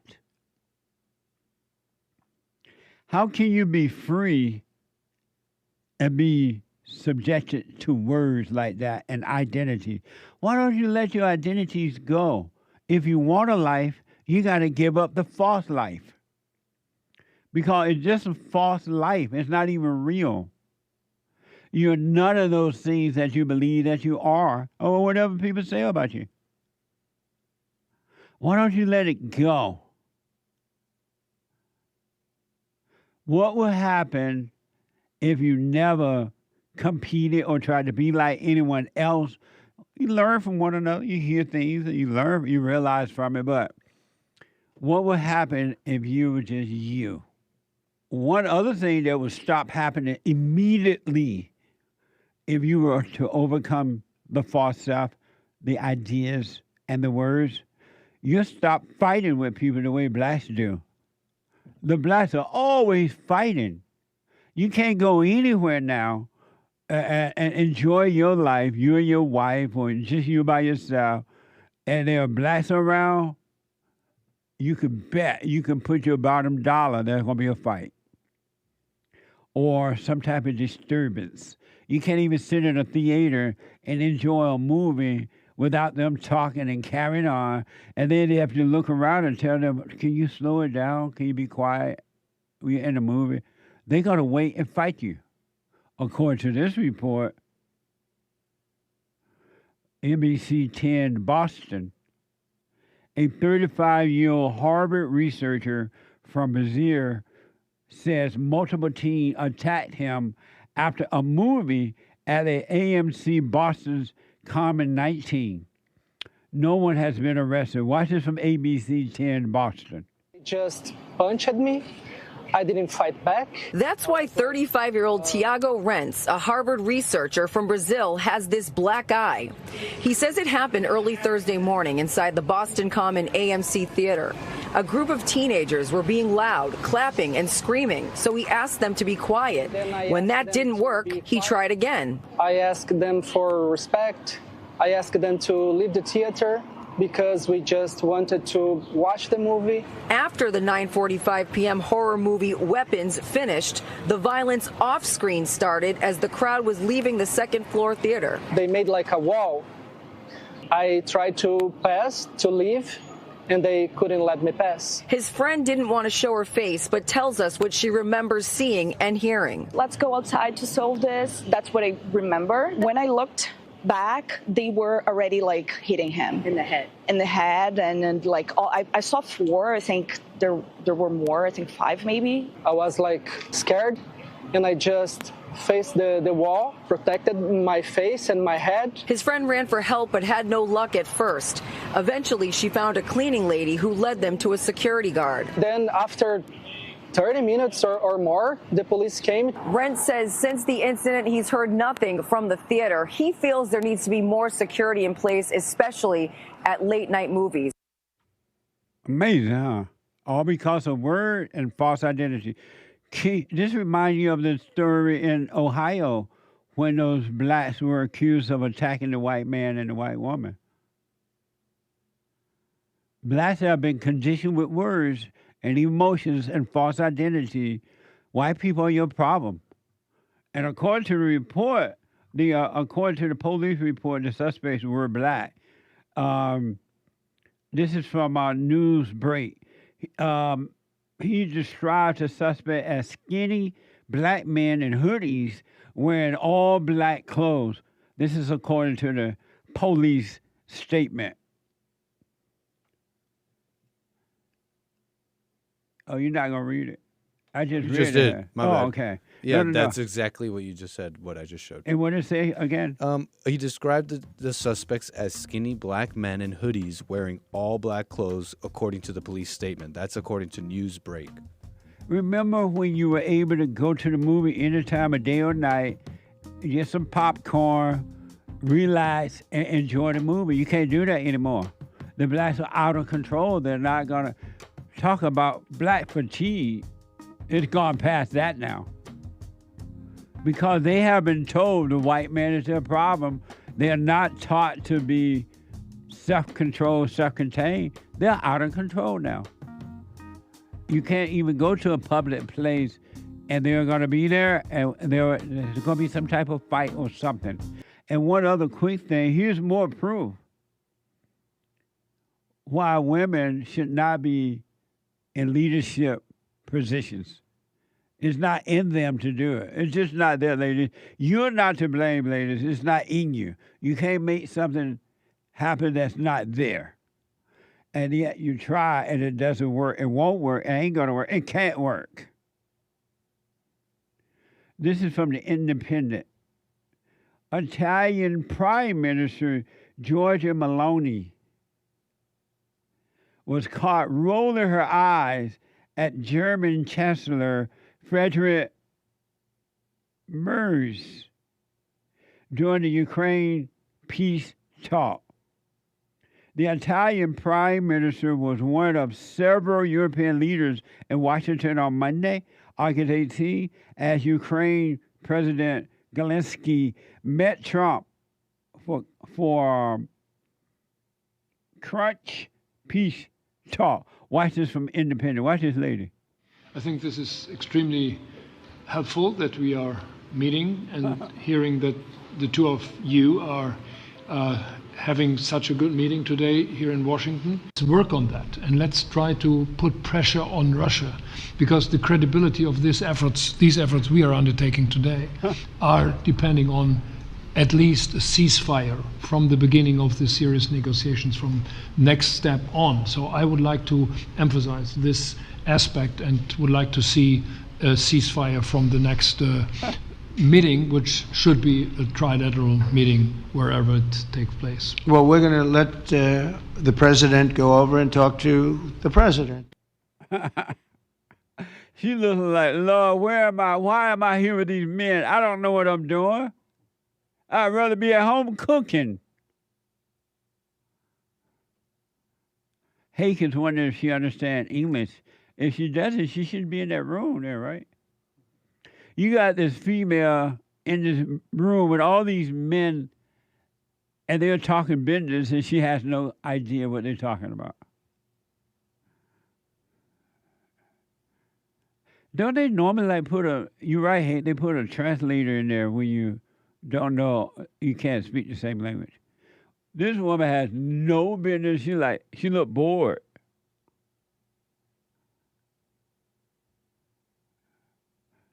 No, no, no habla English. No. She doesn't know what's going on. She don't know it. She doesn't know anything about leading, and they up in there talking manly business, how to end a war. She's like, what the?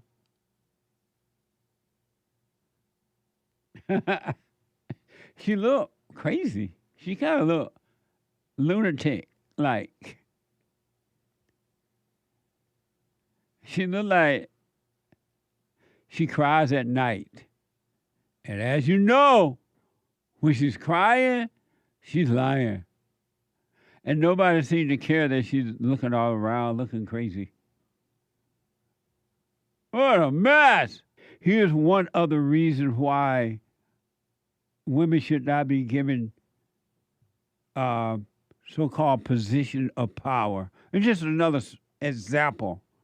There are so many, and the world is falling apart as a result. This is from People. A special assistant attorney general in Rhode Island was detained by police last week after a trespassing incident at a Newport restaurant. The attorney general argued with officers who responded to the call, instructed them to turn their body cameras off. Turn off your cameras, according to the report. She repeatedly told the officer, I am Attorney General. What the? And she warned them, you're going to regret this. Watch this from WPRI.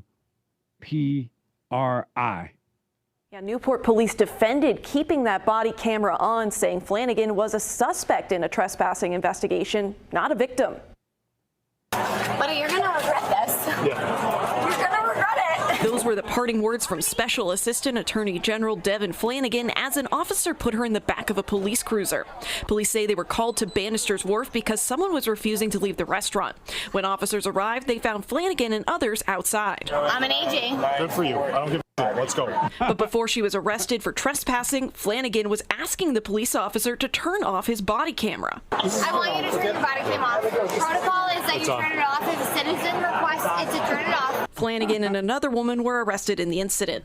When 12 News asked Newport police what their body-worn camera protocol is, a spokesperson wrote, the individuals arrested were suspects in a trespass investigation, not victims or a witness. I also looked into the Newport police policy on their website. There it shows that the body camera can be turned off if a witness or victim requests it, if the situation is not confrontational, and if the victim agrees to cooperate. I'm an AG. I'm an AG. I'm an AG. I'm an AG and your point is what, heifer? What the? Now do you believe me?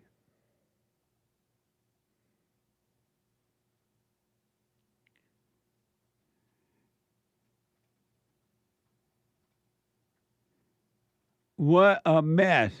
It's manhood hour.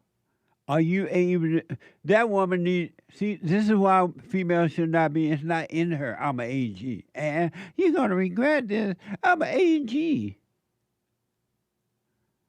What a mess, huh? If ever we needed you, Lord, we need you now. So I want to know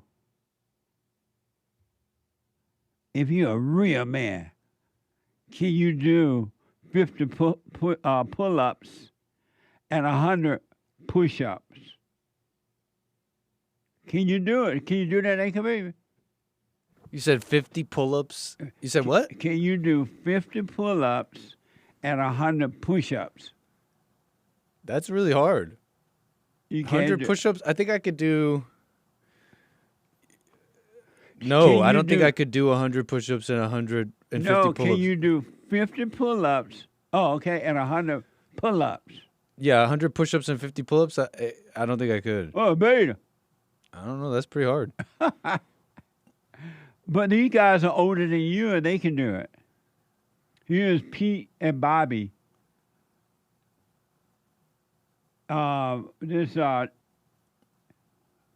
a new nationwide challenge from Washington Examine. Health and Human Services Secretary Robert F. Kennedy Jr. teamed up with Defense Secretary Pete Hegseth on Tuesday to promote the Pete and Bobby Challenge on X. Pete and Bobby had to. Here's what Pete and Bobby had to say about the challenge on X. Okay, so I'm getting it now. We got a challenge, and I'm reading it here from Pete Hegseth. It says, President Trump set the example by putting forth efforts to make America healthy again. That's why we are introducing the Pete and Bobby Challenge.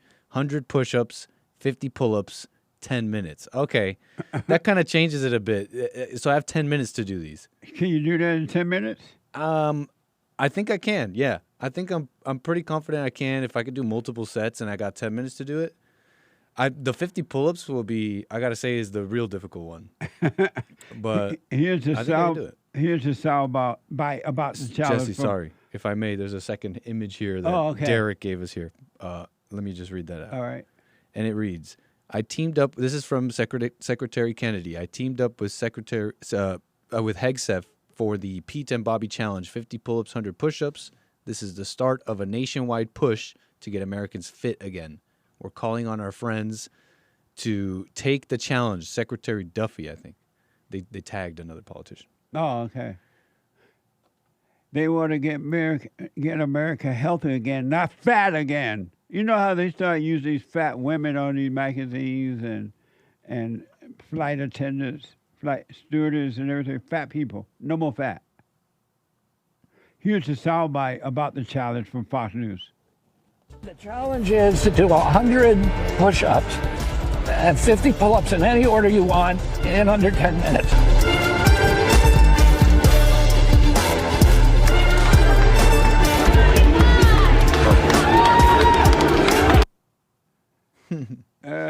It says, oh, look, it looks like he has a time here. Kennedy, it says 5 minutes, 48 seconds. Hegseth, 5 minutes, 25 seconds. Looks like that's how long it took for them to complete the challenge. And they give us 10 minutes to do it. Yeah. How old is Kennedy? Anybody know? Let me check. He is 71. Wow. Yeah. I've seen him. I think he's in pretty good shape. You got to take care of yourself. Yeah. Someone asked him, why do you always work out in jeans? And he said something like, well, in the first thing in the morning, I think he said, I go walking, I go hiking. I go walking, and then after walking, I go work out at the gym, and I just don't feel like changing. And so that's how he ended up working out in jeans. Amazing. Oh, yeah. He does. So you can do it in 10 minutes, you think? I think, yeah, now that I know the details of the challenge, I think I could. Yeah, 10 minutes, multiple sets. The 50 pull-ups is pretty insane, but I think I could do it. We're going to have to put you to the test. Yeah, but I didn't realize it. I thought it was 50 pull-ups in one go. I'm like, that is a high bar, RFK. That is not easy. Let me go to Jeff out of Ohio. He's been waiting a while. Jeff, you are on the air. What's going on, Jesse? All is well, Jeff. Happy Men's History Month. Thank you. Happy Men's History Month. Amazing. Yeah. Well, anyways, I've been meaning to call you for a while now. I got some time today, and I was like, I'm going to check in with my black grandpa, see what's going on. Grandpa, tell me about the good old days. Anyways, your opening monologue really resonated with my call today. If I could tell you a brief situation that happened to me, I was finally able to put the truth that you put out into practice. I've been listening to you for several years now. And I'm going to try to keep it brief. But I had a situation with my sister-in-law. It was probably in January or February. And I knew she was evil. I've been with my wife for 18 years now. And I knew she was evil from the start due to some family stuff. And but I couldn't imagine like what was about to happen. Anyways, she's her dad, I never judged her, but their dad, he's kind of a beta, but he's been a decent father-in-law. He stays out of my business and stuff. I think it probably stems from that. But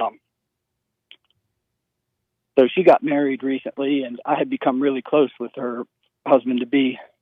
We hunt whitetail deer together and fish and stuff. So he asked me to be the best man at her wedding. And my wife was the matron of honor or whatever. So I had to prepare a best man speech, right? So I had a few innocent jokes in there because you normally kind of roast the groom, and that's, you know, that's our nature of our relationship. Right. Well, she flipped out, said I ruined the wedding, cried, left the room at the wedding. It was really awkward. I just said, I kind of apologized to her husband right away. I was like, I didn't mean to, you know, to say anything like that. It was an innocent joke. And he said, it's fine and stuff. Well, anyways, the next day, she's still pissed. And my in-laws come over and everybody's like, you need to apologize. You need to apologize. Well, I'm like, I'm not sorry. I don't regret like saying it. I didn't mean to ruin her wedding, but I'm not sorry. And me saying sorry, I'd be lying. So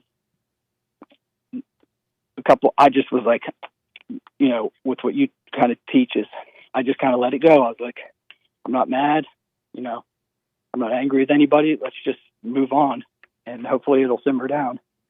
Well, a couple months went by. She's still super angry with me, banished me from her house and stuff, and turned the family against me. Like you said, they'll build an army against you. Yeah. So my mother-in-law just completely turned against me as well. Gave me the silent treatment, you know. Same with my father-in-law. And they basically tried to break up my marriage, which is really strong. And I just couldn't believe it.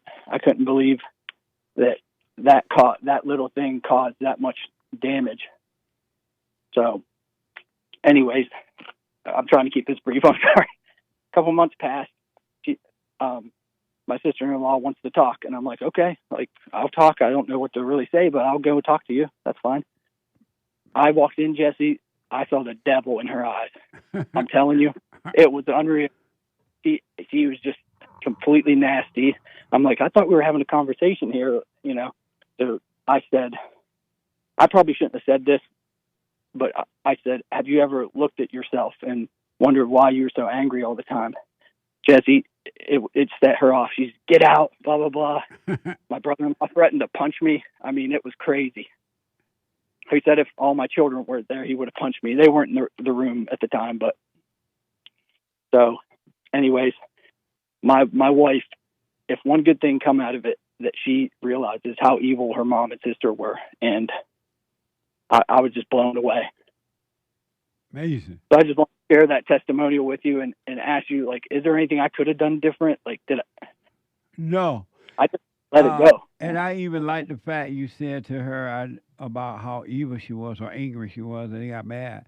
You told her the truth, but it's not your job to make her accept the truth. And you should be glad all that happened because they have always been that way. They were just putting on a front, pretending to be nice, pretending to love you and the family, and pretend to be this or that. It was all a pretense. Right. And so be glad to see that because that is how all human beings are until they start to work on themselves. They put on a front. They put on a fake. All human beings are liars. They have this fake lying personality about I love you, you love me, we're friends, we're this, we're that. It's all lies. So be glad to see that now you and your family can move on with your life and stay away from them because you see that they're evil. Just don't judge them, but keep them away from your family and you. Okay. That's kind of was my question. Like, my mother-in-law, I feel like she saw that she was wrong. She never apologized, which I don't need her to, honestly. But if she doesn't apologize and admit that she's wrong, don't assume that she see herself wrong because she could be put on another act. That's true. That's true. Yeah, that's tough, man. Because we all kind of live, kind of not like next door to each other, but we're in the same, like a rural area, and I mean, it's tough. Why you stay so close around her family? I'll tell you what. When I graduated, I'm a pharmacist, not to dox my profession or whatever. When I graduated pharmacy school, I got a job in my hometown at an internship I had, and it's such a good job that I had a hard time leaving because we were thinking about relocating after we had graduated, and it just, just worked out this way that I'm able to provide an amazing life for my family and all that. So I don't know. Well, I thought about it, though, honestly. Yeah, a man should never, ever, ever, but never keep his wife around her family. He should move far away from her family because you get this kind of destruction. But now that you know and you understand, you're in this situation, keep them away from you and from your house and from your family. Okay. That's going to be tough, but I'm going to have to, I've already started to distance myself, and I just want to say that, like, this has led my wife, and I have 4 children. Can you hold on for me? I have a question for you. Hold on, Jeff. Yeah. 888-77 Jesse. I want to go quickly back to Jeff out of Ohio. And Jeff has discovered that his in-laws don't love him after all. So, Jeff. Hey. And so you live right next to them. You live close to them, right? Within 10 to 15 minutes, yeah. Okay. Now that you know that these people have never loved you, they've never cared about you, it's all been an act. Be glad to see that. And then, though you live close to them, you be honest with them. You guys can't come around. Don't come to my family. My family is not coming to you all. Go on and live your life. I wish you all well, but we're moving on with our life. Be honest with them, and it's the honesty that will keep them away. Okay. That's, like I said, that's going to be tough, but So what?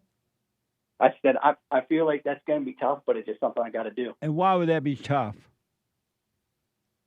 Just, my children love their grandparents, and, my wife was kind of close to her mom and dad. That's why you need to take her away from them. Yeah, you're right. So why would that be tough? They kind of help out with getting my kids to different places and stuff, Do your wife work? She works 8 hours a week, which, yeah. And so I'm not understanding why would it be tough, because you can, do your wife have to work? No. So then make her stay home and she can do all that. Yeah, it's just sometimes one has to be one place. Maybe we just start doing so much. You know what I mean? So what now? Yeah. Like one has to be one place and one has to be another or something. Like my daughter takes piano lessons, and my other daughter, they swim and they do all kinds of sports and stuff. Why you have your kids involved in so much stuff? All you're doing is spending money. These people are making money off you. That's why they encourage the parents to put your children this, put your children that, have your kids do this. Your kids are going to miss out. They're just making money off you. I've often thought that, honestly. I'm like, why are we doing this? Yeah, and you're stressing the kids out. Why don't you just let kids be kids?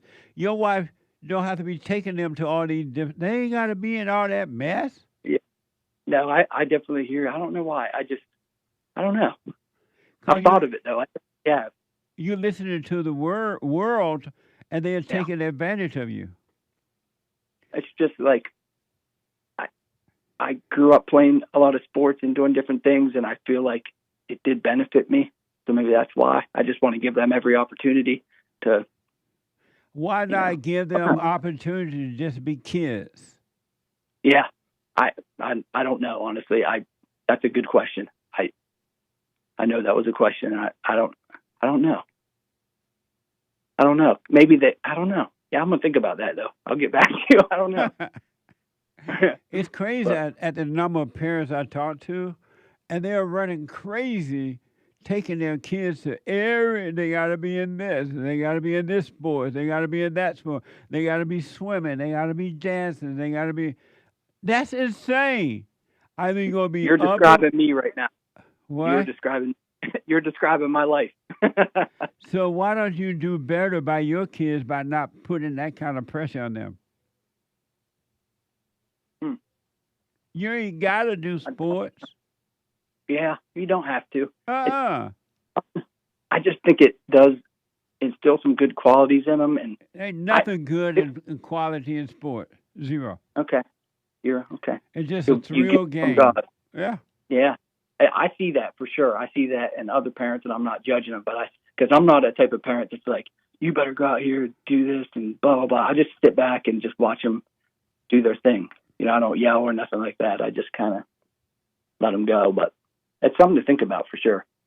Just imagine if you all of a sudden became to be normal in your family, and your wife can be home raising the children, and the kids are playing around the house and running around, and they're doing little chores around the house, just being kids. And your wife would be able to stay and not run all over the place, spending money on gas and time and stressed out. It's just you're setting your kids up for ego failure in life. Let kids be kids at home. Yeah. I never thought of it like that, honestly, like the ego failure thing. That's interesting. It really is. Yeah. It's something to think about. I'm going to think about it. I'm going to, yeah. And you're teaching the kids to never slow down and have that quiet time and know the Father, know the truth, because you're already putting all this pressure on them. So they're growing up with pressure, and they're going to live a life like that. Now they got to get a good education so they can make a lot of money so they can keep the thrills going. That's a good point. I'm going to think about that. I've never thought about that like that before because we're always on the go. I've never thought just to sit down, you know, and just relax. Yeah, just have a family. Right. Yeah. Okay. Well, one thing I'm going to think. I'll call you back on that. But one thing I was going to say is about how this whole situation allowed, like, my kids and my wife to obey me more, and I feel like my kids see the light more in me now. Right on. I felt like the Great White Hope, Donald Trump. Everybody was attacking me. Everybody was on me, and I just wasn't moved by it. It was unreal. Right on. And and like I sought advice from my father, who I'm close with, and you know, he pretty much was saying the same thing you were saying. But I just wanted to call you because I thought you would appreciate the testimony. I love it. I love it. Yeah. And I want to encourage you to be happy, count it all joy that happened with these folks, right? Because now you see the real them, and you don't have to be faking it anymore. Like, you got to fake like, oh, I love them and they love me, and we all family, and we're family laws. It's all fake. It's not real. Yeah. Now you see the real deal. We took vacations together, and I mean, it was. And now I'm like, I don't want anything to do with this. That's right. I just, and it's not because I'm mad. And people are like, oh, you're taking it out because you're mad and stuff. I'm like, no, that's not it. No. I can't have that hell be brought upon me. I can't trust him anymore. You know, that's all. That's right. So don't be angry, just be done. True. Not at all. Well, I appreciate you, Jesse. I'm going to think about that question you asked me. All right, Thank Jeff. you, sir. Stay with it, stay with it, stay with it. I will. All Have a great day. All right, you too. All right, bye-bye. Bye now. I want to know, then I get to your calls here. What do y'all think about this situation? When my producer, we were going over this morning, I don't understand it. I do understand. I'm saying I don't understand it, but I do understand it. But I want to know, what do y'all think about this? From the New York Post, a former U.S. Space Force Sergeant who fired multiple rounds at two suspected carjackers outside of his home, killing a 14-year-old, has been sentenced to 54 years in prison. 54 years. Listen up, 54 years because he's been accused of shooting a suspect or suspects who, outside of his home, who were trying to carjack his car.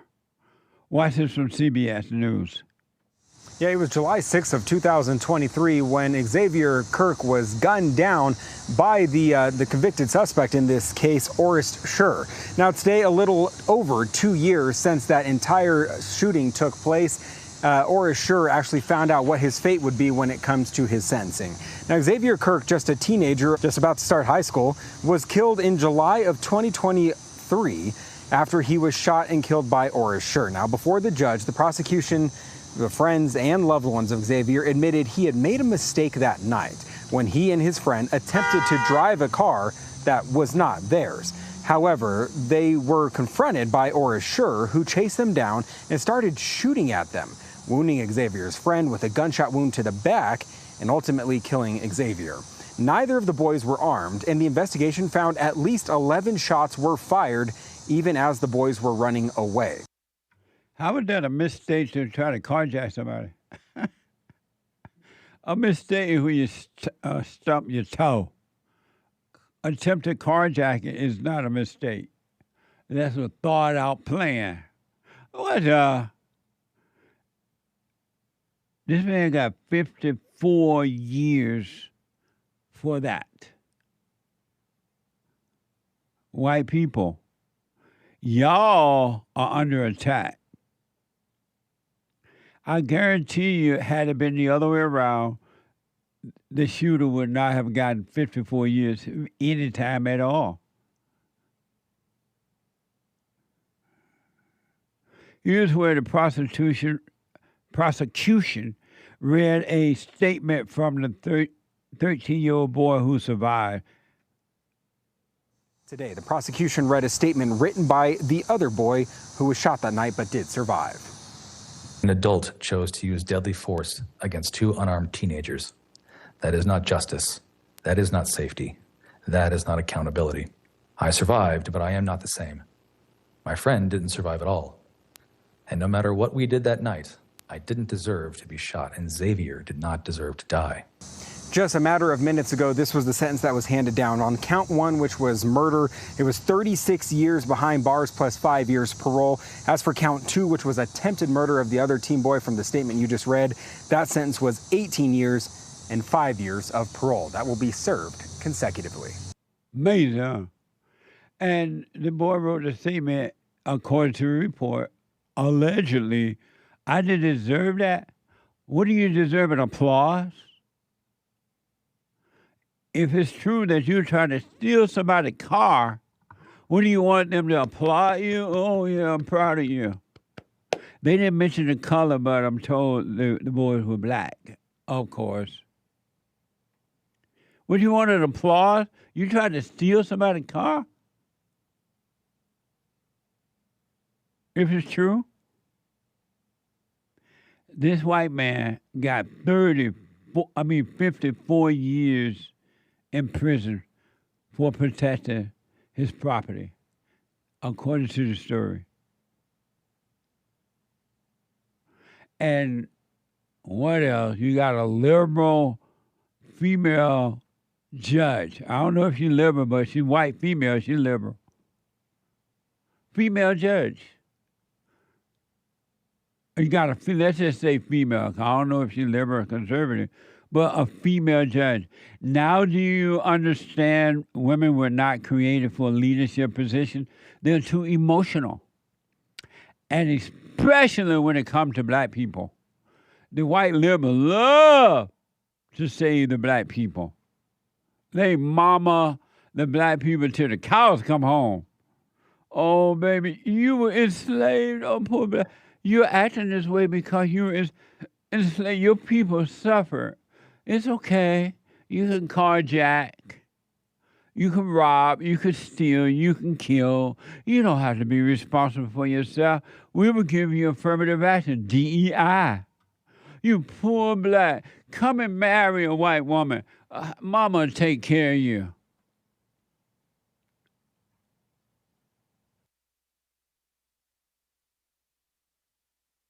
White people, stop trying to save the blacks. It's an ego trip that you're on. You don't want these white women up in your courts. If you're white and if you've been accused of a crime with blacks involved, white person, you going to jail.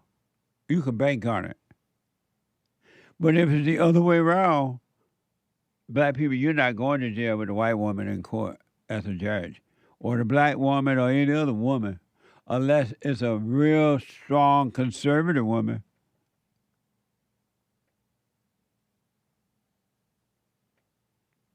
What a mess. This is hell on earth coming through human beings. Hell is inside of human.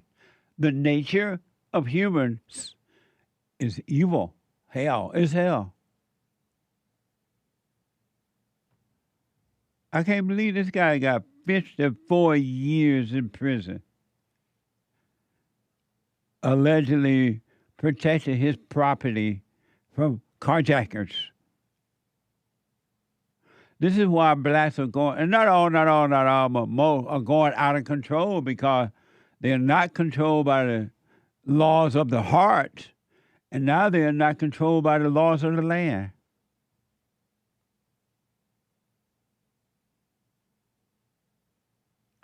Amazing, huh?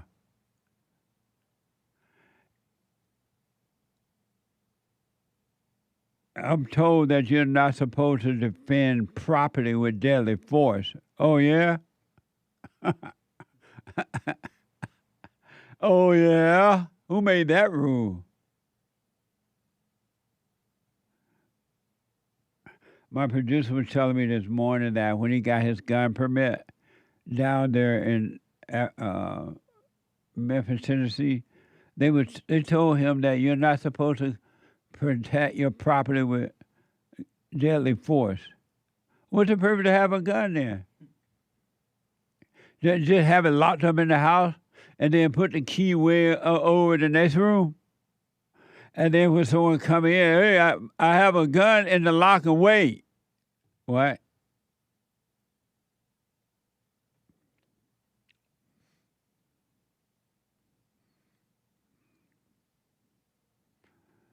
I'm being told in my ear here that if you can defend yourself physically, but you can't defend your property. And that makes sense, right? Who made that rule? Let me go to first-time caller AZARIAH out of Missouri. AZARIAH, hey, Jesse. You are on the air. Holy cow, this is awesome. Hey, Jesse. So yeah, I'm AZARIAH. I'm a young black man.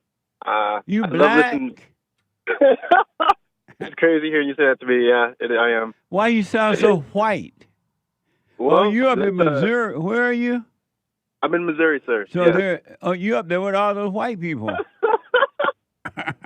Oh, Jesse, man. Oh, man, bro. Why do you like have you part black and part white or something? So check this out. I'm black, but I'm adopted. That's where my question comes from, actually. And then, are you adopted by white people? Yes, sir. Oh, no wonder you sound so white. Hey, yeah, the best of both worlds. Yeah. You don't sound black. You date white girls? Yeah, Jesse. Yeah, I do. Have you ever dated a black girl? I did. I was a little bit younger. She was a handful. I bet, because you white. But anyway, go ahead. So the question is, so me being adopted, I don't know my real parents. I don't know my birth parents. I guess my mother had heroin in her system whenever she had me. So immediately, I was put into adoption. Never met them, don't know their names. How would somebody forgive their mother and father if they don't know them? That's a good question. Thank you. Yeah. So I want to know first, how old are you now? I'm 26. What is it like growing up not knowing your real parent? What was that like for you? That's deep. So whenever I was young, it was kind of like you know, I had questions of self. I didn't know who I was, you know, black skin and white family. You know, I started investigating the stereotypes. You know, I started trying to be this, trying to be that. And I really wasn't myself. I never was like happy with myself because I was like, you know, the black kids, they didn't accept me. You know, the white kids, they didn't accept me. So I didn't really get accepted until I started, you know, doing kickboxing and kind of, you know, getting that confidence to be myself. So fast forward to now, you know, I dealt with addiction and everything too. You know, I have a few years clean now. And I went to Florida to deal with my addiction. I ended up working in a rehab and really starting to give back. And I know that last guy, Johnny, he was talking about fear. I officially let go of all my fear while I was in Florida because, you know, I'm changing my life, you know, really just stepping into who I was, getting the confidence to be who I am, clean. So, but when you were growing up, how old were you when you were adopted by a family? I was younger than one. I was about 1 year old. Really? And at what age did you realize that your parents were white and you were black? Basically immediately. Well, maybe like not as a baby because I was a little baby, but Right. you know, whenever I was walking around And so it was apparent. What would go through your mind when you like walking around the house or you're at the dinner table and you see that you have these white parents and you're not white? What would you think I don't as a think- kid about that? As a kid, I didn't really think much of it because, you know, I didn't have all the society's, you know, what is the word? All the thoughts on race. I didn't have any thoughts on race. You know, Really? everything So, like, as Yeah. a kid, it was just normal to see that your parents didn't look like you. They were all Yeah. white and you black. Are you Yeah, and they light skinned black or you dark black? I'm like caramel or something. I'm not light skinned, but I'm also not dark skinned. You know, Oh, okay. I feel like I'm perfect in the middle. And so, as a kid, that didn't bother you at all. It seemed normal. No, it didn't bother me. And But growing up, I recently found out some of the, you know, my grandparents are also white, obviously, and we all live on a farm. Like right now, we're living on the farm, you know, really close knit family. They were telling me some stories. We were talking about some of the neighbors. They were racist. I mean, I know you don't believe in racism. They were prejudiced. Whenever I was young, they would treat me differently. They'd watch me closer. And so my grandparents were telling me some stories about that. And I So thought that was interesting. Why did they tell you that? We were talking about, my grandma was asking me if I date white girls or something. And because my big brother is also adopted and he's mixed and all he dates is white girls and he's about to have a baby. He adopted into the family you were in? Yes, sir. Y'all have the same real parents or different parents? Different biological parents. And what his race? He's mixed. He's more mixed. And so why did your white grandparent have to tell you about that? Because we were kind of I was reminiscing. I was like thinking about, because I have a few memories of the neighbors. Like, because not all of them are racist, but I had some like good times, you know, going to the neighbor's house in the country with my grandpa. And so we were kind of just sitting there at the dinner table reminiscing. Because, you know, I haven't seen my grandparents in years since I've been in Florida. Your white grandparents, right? Right. Okay. Yeah. So we were kind of just sitting there chatting, chopping it up, and just talking about, you know, life for and now. And they told you, there's a white people in your neighborhood on the ranch area there who didn't like you because you were black. Yeah, because I was just, I was reminiscing about, you know, being young, being at their house, nice big country houses. And, you know, they were like, and I didn't realize that, you know, sometimes I was being treated differently, even though I have. You didn't even know it, right? I didn't even know it. And then they 'Cause tell I you was something young. like that, and that they plant that into your mind, and now you think it's real. Oh, man. Oh, Did your man, grandmother tell you that, or grandfather, or both? Both. They just said that, you know, they were really nasty to me. Like, not my grandparents, but the people were nasty to me. and the few times they had to stand up for me. That's another thing I really respect. You know, I respect all races, Jesse. I love everybody. I really do. You know, white people, black people, everybody. It's the people that aren't, you know, the people that are evil, like you say, you know, the evil people that I have nothing to do with. I have no respect for. Well, I don't care what color they are. I don't. And one last thing, because of time. So, like, yes, sir. As a little kid, it didn't matter to you that your parents were white. At some point, when did it start to get to you a little bit? You questioned it? No, I never, you know, resented anything. I never questioned it. I never regretted anything. Nice. I appreciate everything they've done for me. I really do. And were you trying to fit into the black world? I did it first. I really did it first. What? At what age and why? I would say high school level. High school, you know. Were there black kids at your school? Yes, and mostly like outside of school. I got in with a bad group. I got in with a really bad group, and that's when my addiction started. But whenever I started seeing, you know, it's weak. It's really weakness, you know. It doesn't matter what, like, race. Yeah. You know, there's so much weakness and all that clicking up and having, like, a gang or whatever. Why were you trying to fit in with the blacks? Honestly, I feel like it was just like I didn't know my purpose. I didn't know myself. You know, I just saw my skin color, and I kind of got lost in that trap that so many young black men do. I feel like, but I thankfully made it out with the. And so, let me ask: at what age did they tell you about your real parents?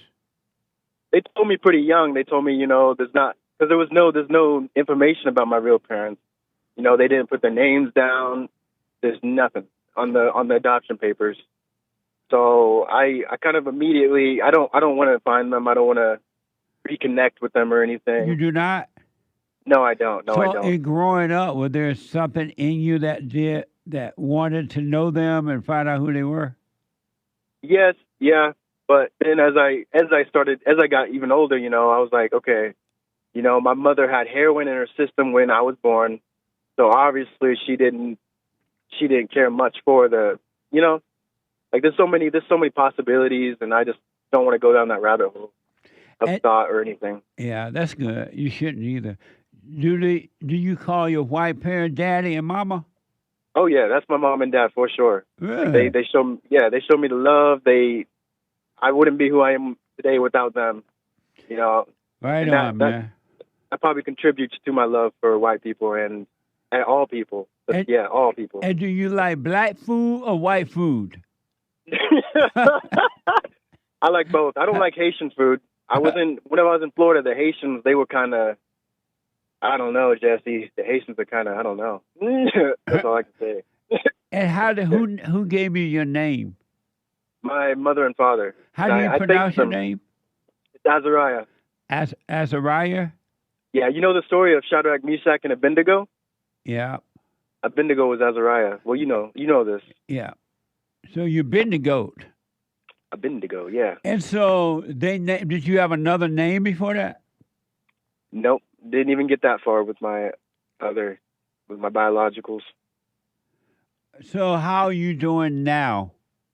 I'm doing great, Jesse. I'm on my way to work right now. I feel great to be back in Missouri from Florida with my family. I just signed a lease on a place yesterday, and everything's going good. I just need to get I want to get into a church men's group or something, because I do deal with lust. I do deal with lust. I'll be honest with you. I'm honest with myself, and I'm honest with God about that. But and so your question for me is what? My question was, how do you forgive your parents if you don't know your parents? Well, if you're not inwardly resenting them because they put you up for adoption, there's nothing to forgive.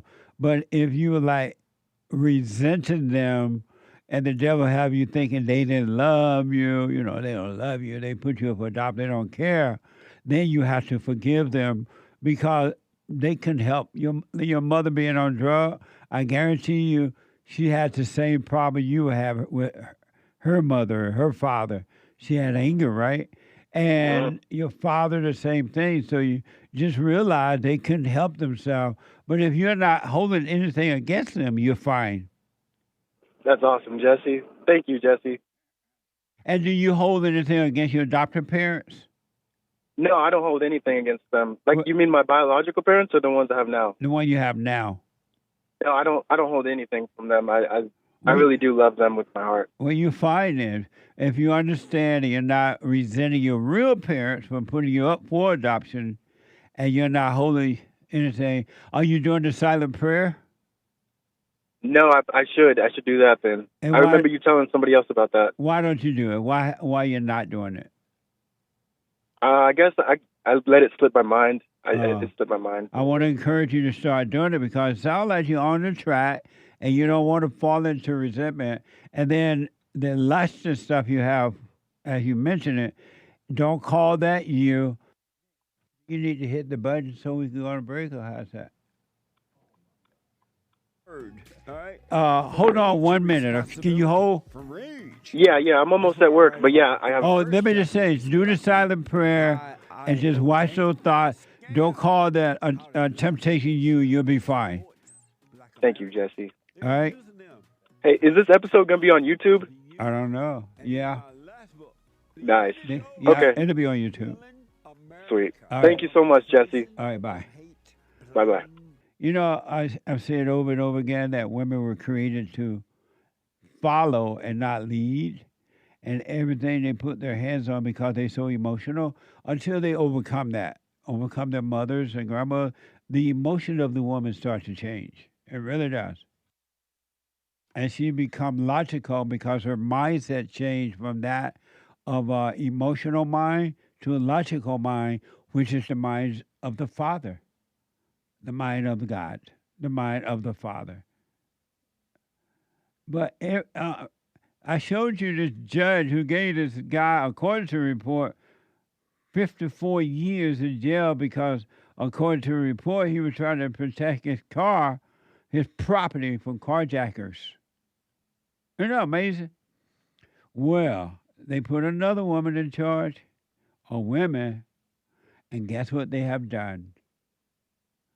They are destroying Cracker Barrel. How do you destroy Cracker Barrel? No, not Cracker Barrel. They have changed the look, the logo, and everything. How come why y'all letting these women just take over anyway? Fox News is reporting. Cracker Barrel debuted its new logo on Tuesday. Removing the man resting on the barrel. That was so Southern. It was so down home feeling.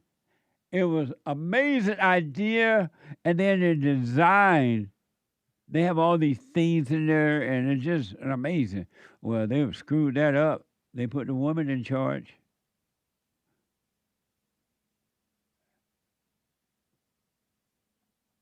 They have removed the cracker from the barrel.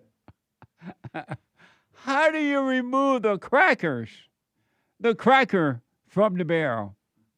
These females need to be fired. Really. They need to be fired and fired immediately without service pay. Removing the man resting on the barrel and leaving only the name of the restaurant serving Southern-style comfort food. The new design marks the first time in 48 years that the logo only future test. Whenever I go to the South and I go to Cracker Barrel, I like the experience of it. It's so nice. That's changed. Watch this from today's show. For over 50 years, Cracker Barrel has been serving up a slice of rustic country to suburbia. Home-style cooking brings family together. Between Between the rocking chairs, the old-timey gift shop, and those biscuits and gravy, Southern comfort has always been on the menu. Here at Cracker Barrel Old Country Store, we keep our routine so you can get out of yours. But a new change to that nostalgic routine is stirring the pot. Or look around. Wow, look how bright it is. A select number of stores undergoing a redesign for a more modern feel. You got all new lighting, new seating, new tables and chairs. This video is from a Tennessee location posted last August, just now going viral. While some are embracing the change, the paint color is just so much lighter, and I think it's so much better. Others argue the remodel chips away at that Southern charm. But the inside remodel, Cracker Barrel for real, you're losing your feel. While Cracker Barrel has said only about 30 of its 600-plus restaurants will get a full remodel, in a statement the chain says feedback from both guests and team members has been overwhelmingly positive, adding the strong performance of these locations affirms that we are moving in the right direction. In an interview last summer, Cracker Barrel's CEO telling CNBC the transformation is part of a multi-year brand refresh. Our goal is to take what people love about Cracker Barrel and open the aperture a little bit so that more people love Cracker Barrel. So we want to appeal to all generations. To the blacks. That's what she's talking about, I believe. What a mess. Cracker Barrel was just fine, thank you. Now that Southern down-home experience is gone.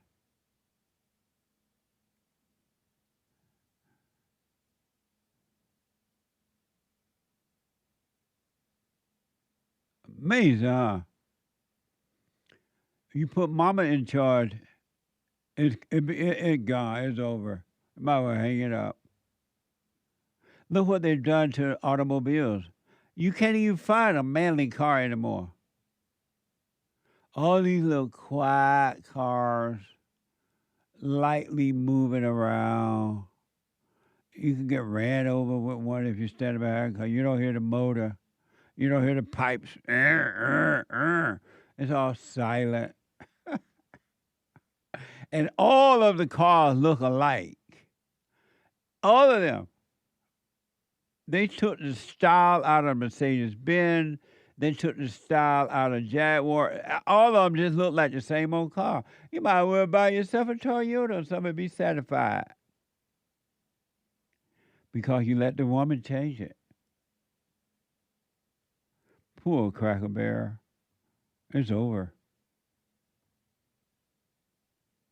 A TikTok user said, if the restaurant doesn't look like Jim Crow South, he doesn't want to eat there. I don't blame you. Watch this from TikTok. Saw this on the internet. Dude said he ate in a remodeled Cracker Barrel and he hated it. And I want to join in on the hate. If the Cracker Barrel don't look like the Jim Crow South, I can't eat there. Yeah. You got to have the racism aesthetic. You got to have the rocking chairs and the hint of segregation in the air. This is a gentrified Cracker Barrel. They done took all the character out of it. And I know the edges of the pancake ain't burnt. I got to feel like somebody wants to say, good morning, boy, when I go in, with respect. And no respect at all. I feel like they want me to work there, but they don't want to pay me ever. And I've got to live there. That's Cracker Barrel's thing. If you take that away, what is it? A Denny's, an IHOP? A place I don't want to be at.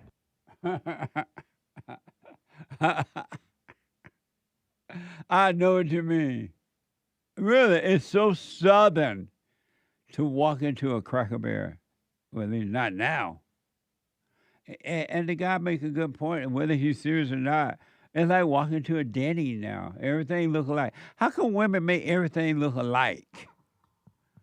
The automobiles, they all look alike now. The same old boring cup-like, whatever that is, body mode built. They don't have the inner style anymore. Same thing with Cracker Barrel. How can you take the cracker out of the barrel?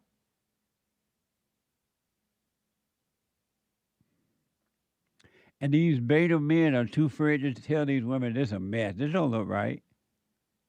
What have you done? You're fired. You're Out of here! Like the Great White Hope would do.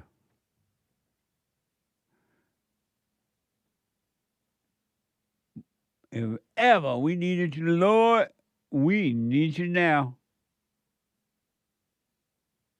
Here's an image of the old logo versus the new one. That's the old one. That just feel like home. Here's the new one. No style, blank. Nobody's offended. The black were loving it the other way. The liberal white woman, or wherever they are, I don't know if they're liberal, but they don't want to mess it up. Look, ain't nothing there. Ain't nothing there. Now, how do black people gonna get mad? That's down home right there.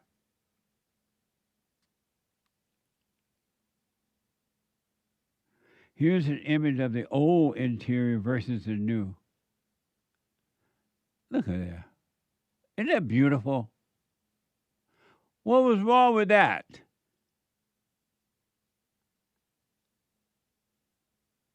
What's wrong? I love it.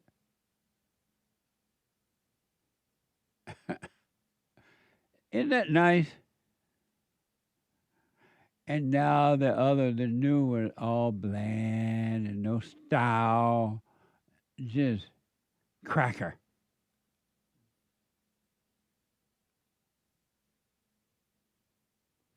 And guess what? According to X, this report on X says Cracker Barrel CEO Julie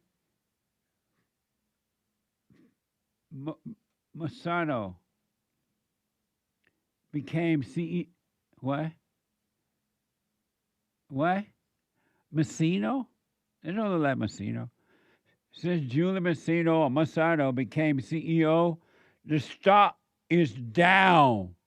And they try to act like it's all nice now.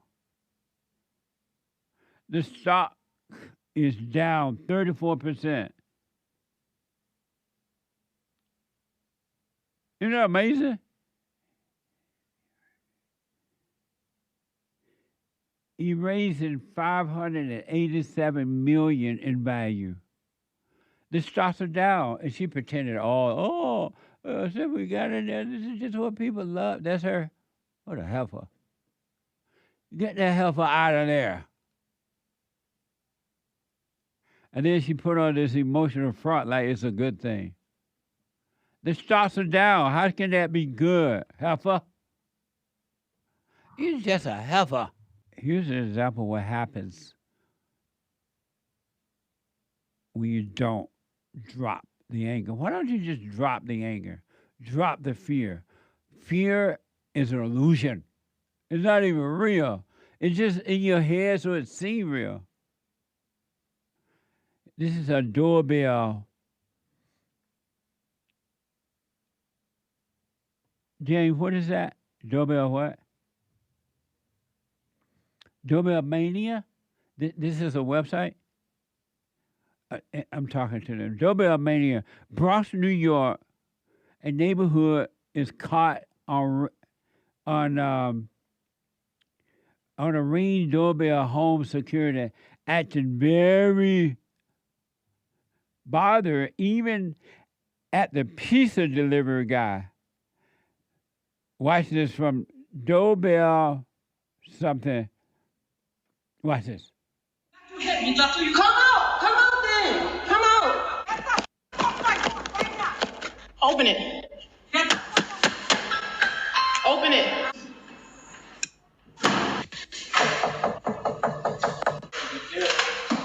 This is crazy.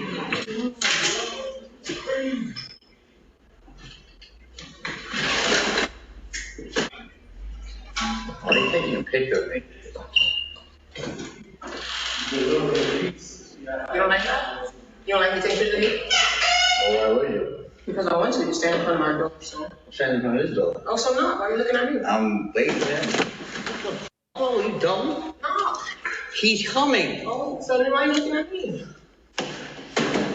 Oh, well, come on, man. Stop inside. Stop inside. Stop inside.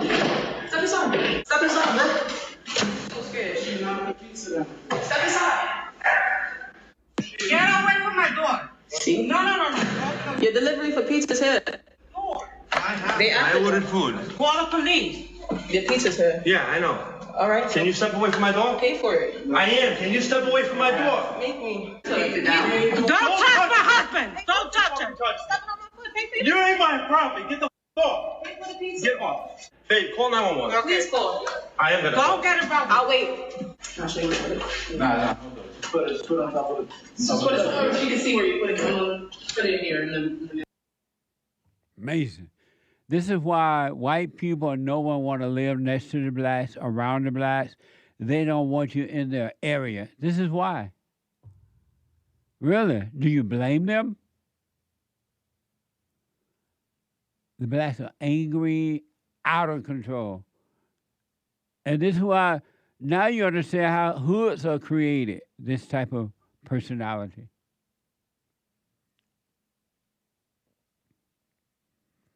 Nobody want to live around black people, and you're trying to have a life, and they mad, carrying on.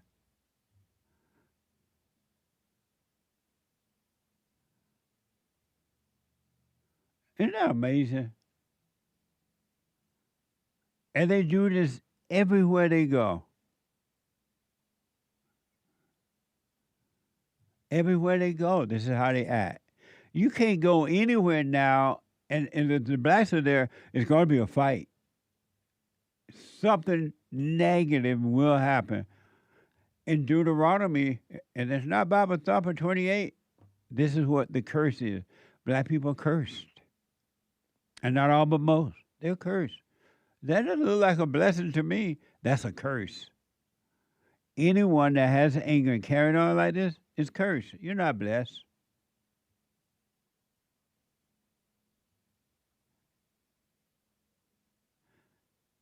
You need to treat Satan with no response. Really. An example of that is from CBS News. A man attempted to rob a nail salon on July 3rd, 2023. And the video shows, surveillance video shows multiple people ignoring the suspect, his orders to get on the ground and surrender their money. And people are like, what the? Watch this from CBS News.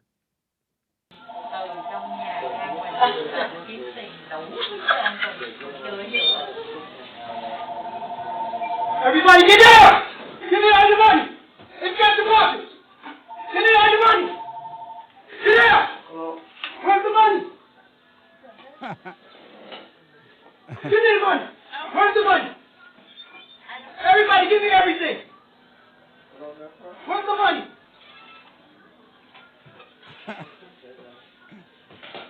That lady got up and just walked out.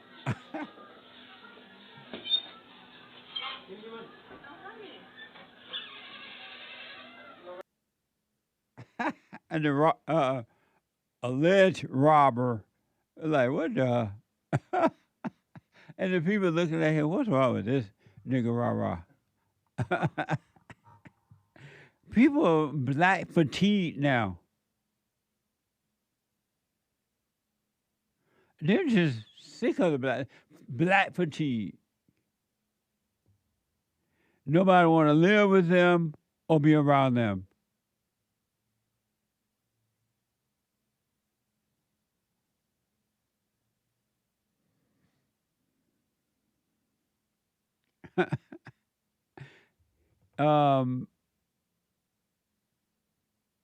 He had a purse over his hand.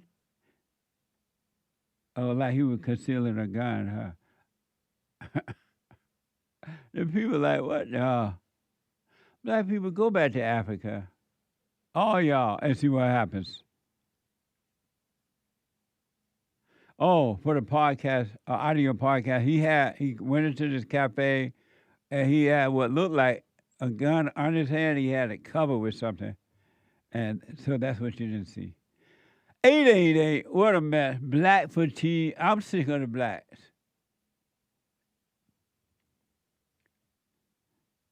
And not all, but most. There are black people, men and women, who are working on themselves. They didn't know. They just didn't know they had to forgive their mothers and return to their fathers, forgive their earthly fathers. And then started like, wake up. But most are not. Let me go to Australia and talk to LACHLAN. LACHLAN, you are on the air. Hey, Jesse, how are you? All is well. Happy Men's History Month. Happy Men's History Month. I love celebrating Men's History Month. Right on. I spoke to you a few years ago. It was probably maybe 4 years ago or something. I didn't have, I mean, there's heaps of things that I'd love to chat to you about, but I understand that, you know, limited time. But I mean, I could talk to you all day. But I've watched you for the last 5 years, and you were actually one of the probably the prominent reason that I became conservative. In Australia, our politics are very different than America, but our political party is very different. But I'm basically, I agree with every single thing you say. I literally do not disagree with you in anything. The only thing is I'm not a religious man because beautiful. I haven't. Yes. You don't need to be religious. You're better off. Well, yeah, I agree, but what I mean by that is I haven't felt God, so I haven't devoted my life to God, right? And I just wanted to preface that. But in saying that, one of my questions to you, Jesse, is somebody that... Hold that thought. Let me take a quick break. Don't hang up. Let me go quickly back to Australia and talk to LACHLAN. LACHLAN, thank you for holding. Go ahead. No worries, Jesse. And I'll try not to take up too much of your time. Okay. But you were saying that you're not a religious person? Correct. So my family, in my family background on both sides, are Catholic, but I wasn't brought up religious. Now, what I will preface saying is you were actually probably the main reason that I developed a deep respect for religion, specifically Christianity, which then, so I deeply respect it. What I was saying before was I just haven't felt God, so I don't want to fake being a religious person. Right. Does that make sense? Yes, it does. And what do you? So when you say you haven't felt God, what is God feelings? Well, what are His feelings? I don't know. So why are you expecting to feel something? Well, that's a good question. I believe in all the tenets, all the all the values of religion. I agree with it. So, for example, this is something that I can't understand over here in Australia. I am deeply anti-abortion, and a lot of my friends and family, they don't understand the conviction that I have when it comes to abortion. I run into a lot of issues, and I'm not. I haven't dedicated myself to God or to Christ, but I still recognise abortion as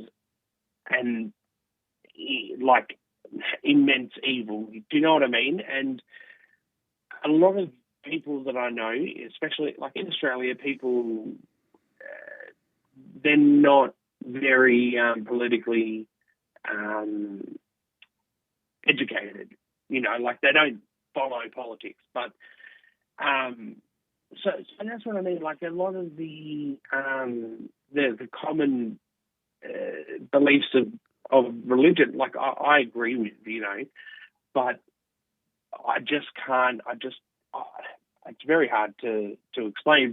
But one thing I want you to know that God is not an emotional God. That's the nature of evil.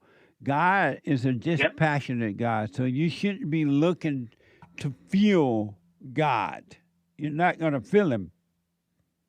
Okay. So if those people who feel God are of evil. What?